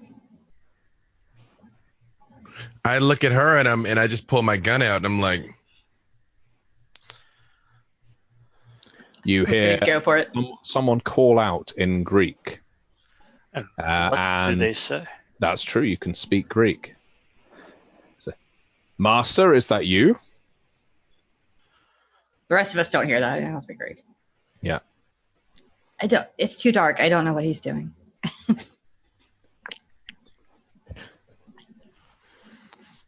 Now you can hear footsteps coming over towards you as you try and sign your way through this dark room. I know what you're doing. if I hear someone coming that way, I look at her and nod and I step out and shoot them. Yep. It was the police detective trying to work out what. No, It's true. Yeah. It was randomly Greek. It's true. He's unannounced. Too bad. Just like both of us side by side. It's like, what? All they do was making pizzas. It's not right. I was about to say, apparently this is a stand your ground hellish devil estate, you know? So we're just going to come out and bang. Yep. It's not even our ground to stand. They live here. one of you. One of ours. We're just home invaders right now, though. One of us, yeah, that's true. One of us will have legal cause for this afterwards. Yeah. No. Hopefully, it's one of us with the guns. Definitely staying against the wall when they go around to do their dirty, dirty work. I'm going full Danny DeVito, Always Sunny, and that's when I started blasting. Yeah. Okay, those of you with guns, I would like you to make some rolls, please. I only need you to make one roll each, but because you're firing multiple times, I'm going to give you each an additional die to account for essentially multiple rounds. So that's going to be dexterity. Yeah, you're firing loosely. We're going to go for dexterity and aim, please, or aim and dexterity, I should say. All right. I used my extra die from earlier that I never used. Yeah, although Catabel owns a pretty gun, he has no skill at firing it, I should add. It's true. I mean, normally I just got to show it to them suckers and they get in line. You dig? Right. But I do have 2 dice earlier from my quip, correct? Yep. Does that still apply? Not the quip anymore because you used that, but Okay. I didn't give you the opportunity to use the bonus from Waxing Poetical, which you did so well. So you can have Excellent. that. And I have one from being injured also, correct? Yeah, so that's additional 2 dice then. Okay, all right. Hey, that is 2 10s and 1 other success. Was that 5 successes? Yeah. Hey. So yeah, this PI with no skill at shooting finds his god in his gun. And what about Rose Thorn with the shotgun? 5. Another 5 Hey. successes. Yeah, I rolled 2 10s and 9, and then a bunch of 2s and 3s. We're highly motivated. And what does Professor Quincy do during the chaos? So they've whipped around and are standing there shooting. Bam, bam, bam. Yeah. It's very loud. And I had ducked around where they were around the corner. Does the corner put me in view of the laboratory? No. No. Like, all you can So see is like the end of the laboratory's hallway and us. In there. Yeah. Yes. You have to stick Yeah. your head around where we are to see I it. definitely have to look. Okay, it's heart breaking and vial breaking, test tube beaker breaking, and Bunsen burner breaking because the shells and bullets are flying thick and fast in this perfect laboratory where an abomination against God and humanity is being shot to shit, along with a bunch of Greek cultists who really don't know what hit them. They just signed up, their own temp contracts, and it's just an internship. Not even supposed to be here today. They were caught in overtime by the master. It's not nice at all. And what would be a hellish montage to a rocking and yet royalty-free piece of electric guitar. It is the 70s. Get some slap bass in there too, though. That boom, boom, boom, boom, boom, boom, boom, boom, boom, boom, boom. That's a very different kind of scene. I think if a camera is basically just staying on you as you're firing the guns and not on the people being shot, that is very much a slap bass, just coming in like a music video, lots of dramatic zooms. And Father Tremaine, what are you doing during this? Well, Professor Quincy is shouting, "No!" I'm keeping an eye on the dumbwaiter. Are you still in the dumbwaiter? No, I've crawled out of the dumbwaiter, but Okay. I have my little two-shot pistol ready, and I'm watching out for anyone sneaking up on us. It's just as well you do, because the dumbwaiter starts going back up. She said she couldn't move. I'm just gonna keep my gun trained on it. Bam, bam, bam, bam, bam, bam. Montage ends with a squeak, squeak, squeak, squeak. And hunched up, curled up in almost a cube, bound to strike, is a positively devilish looking Dr. Seward. And she sees you, Father Tremaine, and you see her, and she hisses and vaults. You've got like a double derringer, so do your best. Oh yeah, I'm just gonna pull the trigger twice. So that what's that? Dexterity and aim. Yeah. If you've got more points in cunning, feel free to use that instead, because you have had your gun trained on the dumbwaiter for a while. Thank you. I'm going to say... However, you do have a complication of 2, which is you are petrified. Yes. And you have the worst gun in the world. I'm going to yell, "I'll give you the most unnatural kind of death." Hey, size matters, baby. The song's saying size matters. Hey, got a 10 and a 9, so 3 successes. Considering nice. So you buy off your 2 complications of being petrified and having a shit gun, you still have 1 success. And 1 success, I think, for dramatic purposes, is all you need to, as she jumps at you, connect right between the eyes, and she bundles back into the dumbwaiter. Now, I have to say to the players and to the viewers, we are running over time. So what might happen at this point? Because we do have other panels and games. Right, I have a very short window before my next one. Do you have like Rich and I 25 have minutes to right now? push. Yeah.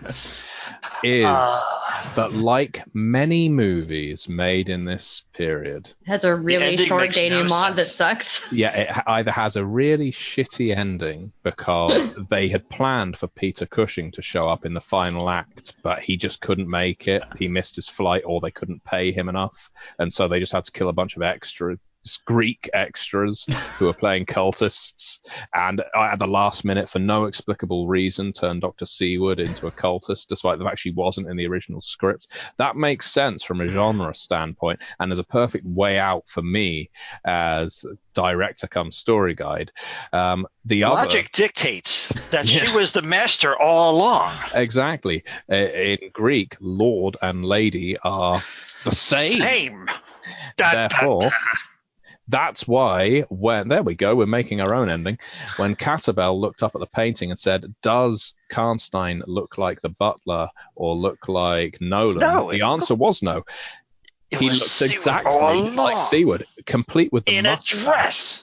This is exactly what a writer's room for one of these movies must have sounded like. If we're just like throwing random shit at the wall, we're like, yeah, totally, Yeah, absolutely. Yeah. What if the villain was a woman? Nobody will ever expect that. Yes, who can we get for that? Ingrid Pitt's available. Yeah.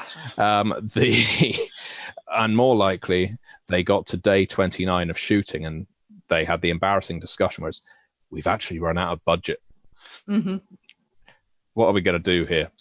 We've still got the actress who played Seward. Yep. Okay. Let's make it happen. And so the story comes to an odd denouement as Seward is bundled back into the dumbwaiter and it goes back up. Someone is pulling it up. There should be something after this scene. But it freezes and the credits start rolling in blood red font. They show a scene from the beginning of the movie with like the sun setting Yeah. Again. behind the house. Stock footage. Another good one is if it was the shot of the house, but there were flames superimposed behind it. Yeah. Someone Wait, set the wait, camera on fire. If the house burned down at the end, that's what I was hoping. Does that mean that I actually fulfilled my long-term aspiration of destroying Karnstein House? Yes, actually, I think. Sure. I don't think anyone else did. Anyone else achieved their aspiration. Although that's not true. Rich did discover the scientific truth behind events at Karnstein House to a limited degree. Yeah, I'm also filling I'm my gonna say- satchel with all the little doodads I can pull that haven't been destroyed yet. I'm going to say I took the cash off Nolan's body, thereby becoming richer than I came in with, so I achieved my short aspiration. Yeah, that was your short-term aspiration. He's not using it anymore. Yeah, let me just go ahead and take that off of him. Yeah. And what about Father Tremaine? What were Father Tremaine's aspirations? I wanted to Ian? be taken seriously for once. That certainly did not happen. And No, I that, mean, think- I feel like you gotta be pretty serious to punch someone in the face. fair. Yeah, you did shoot. You did shoot a out of context vampire in the head as she lunged at you. So Out of context. Can I get a t-shirt that says out of context vampire for whenever I need to be in the sun or like at a grocery store? I'm gonna steal that. I just want it on a shirt. Please make one, Ian. I'll buy it. That's coming. Guys, That's coming. guys, I'm That's gonna coming soon. grab Redbubble. I'm gonna grab All right. some food before Okay. I go to We the gotta next go. thing. all right, so we're just going to wrap up. Yes. Thank you very much, everybody, for playing. Thank you. That was Did we fantastic. give out our book? Did we give out a free book? No, that's what Ian needs to do now as I'm winding Okay. up. Yeah. Rich, if Ian- you need to turn off your video, I then will. we'll deal with Yes, it. go ahead. Yeah, It'll just Ian- look weird. Ian is going to say in the messages who won a copy of They Came From Beneath the Sea in PDF. But thank you so much, everyone who watched and interacted in the chat. As you know, I stole some of your ideas, and that's perfect for this kind of game. Yes, it ended in a silly way, but it is a silly game, and hopefully the fact that everyone had fun with it conveys to you the kind of mood you go for in a They Came From game. They're not serious. They can be serious. If you're interested in a serious They Came From game, go on redmoonroleplaying.com. There's a very Call of Cthulhu-like They Came From Beneath the Sea game, very grim in tone. Mm-hmm. But there's also the nonsense that has been played over this weekend, both by Dixie and Ian in their Beneath the Sea game earlier this weekend. I have never laughed so hard at a role-playing game in my entire life. Like, literally, by the time we hit our halftime, like, my face hurt, and we still had half of it to go. Like, I knew it was going to be hard because I've seen Jacob improv before or whatever. I was like, it's going to be so hard to keep a straight face with these people. But I had never played with Wes, and so that was just, like, a blindside comedy bomb of Wes's character. Ian, like, he just stopped jamming for, like, 40 minutes and just let us riff off each other, and it was so fun and so silly. It was amazing.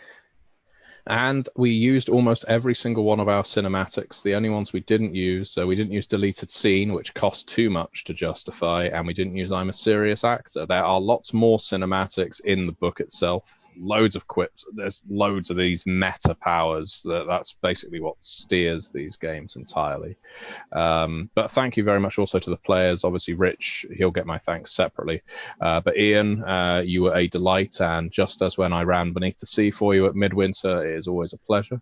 Dixie, likewise. Obviously, this is only the third indistinct game I have ran for you, and you are fantastic. Thank you. It's super fun, and like playing with y'all was fun. B-Day Walters, this was great. This was much fun to play with you. I got to, I was getting to play with people I've seen that I got to play with. Oh yeah, while not a competition, not an awards show, I do have to really say that B-Dave, you blew the genre out of the water in just about the most perfect way possible. When I wrote on your character sheet before sending it to you that you were playing a smooth PI, or what the words to that effect, I didn't quite anticipate Dolomite kind of. Yeah, I was gonna say we got Dolomite and it was amazing. That was so good. That's neighborhood I was in. Dolomite, Black Dynamite. Just in there. Yeah, I'm glad it landed. Yeah, no, thank you for having me along. It was a blast. Congrats, Ivory Knight 22. You won the giveaway. Oh, well done. Congratulations. Yes, and I hate to do the same and run, but I also have to be somewhere else in about 10 minutes. Yeah, so we all got to go. But yeah, they came from Beneath the Sea, still on backer kits. I'm going to link it in the chat one last time. So if you haven't ordered Beneath the Sea yet, you still can. Very limited time to do so because it has been sent to the publishers now. So please do that. Please donate to our charities, and thank you very much for tuning in. Thank you. Awkward Wave. Bye. Awkward Wave.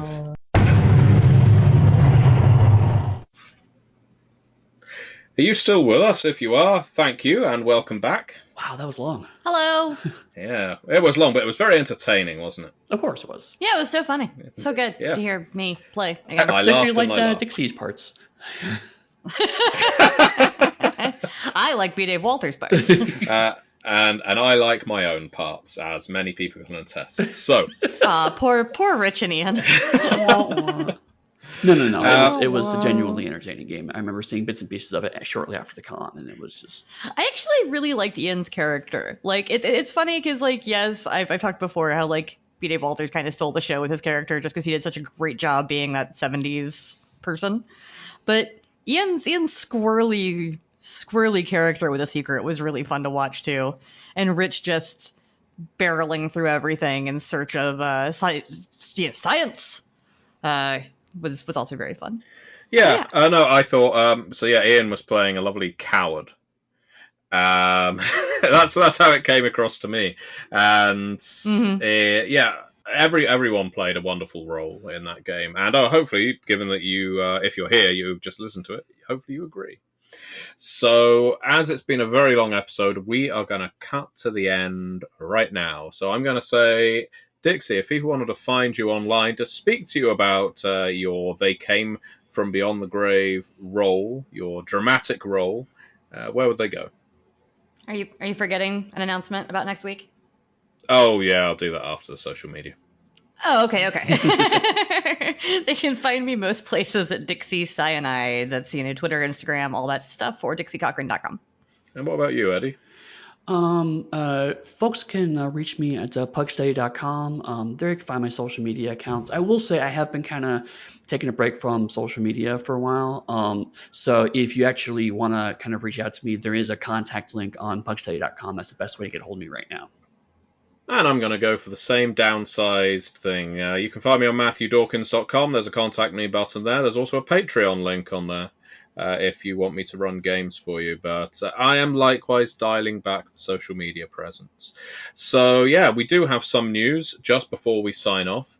And it is that we are taking our first week off. Since this podcast started, we have ran for 100 and I don't know 15 plus episodes without interruption, every week, and it's high time that we have a week off. So not only are we having a week off of the Pathcast, we are also having a week off of work. That is everyone at Onyx Path. We will probably be putting up some kind of a minimalistic blog over the course of the next week to talk about our upcoming projects, but we're not going to be on the internet discussing work, most likely. We're certainly not going to be at our desks writing work, I hope. We're going to be taking some time to do things that are not work. Let's see whether we can stick to it. So I plan to spend at least one full day on the couch playing Animal Crossing, which I have not done since the game first came out.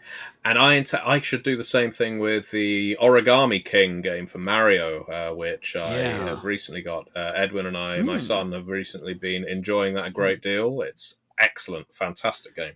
Yeah, actually, thanks to one of our developers, Chris Allen, I have gotten hooked on the Yakuza game series, and I picked up a bundle of them relatively cheaply on Steam. So I've been going through those, and they're actually quite a lot of fun. So I'm looking forward to actually finally getting a chance to play them.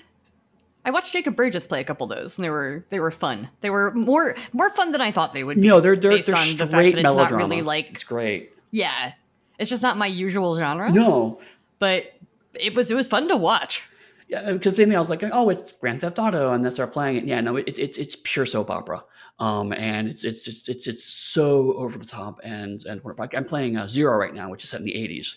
So that's also particularly fun because like people like sending each other pager messages just made it comprised of numbers. I'm like, I remember when I had to do that. Oh my god. I've been playing Pillars of Eternity 2 Deadfire. I started a new game of that because I started a game of that like last year when it was first recommended to me. And I got a little ways in, and I was having a great time. And then my one gripe with the Pillars of Eternity game is that it doesn't do a great job of saying, oh, no, you shouldn't go there. You're too low level sometimes. Yeah.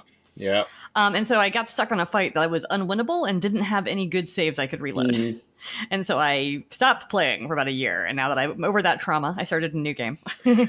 I will not be fighting the Kraken when I'm like level 15 this time. No. So yeah, we need to go.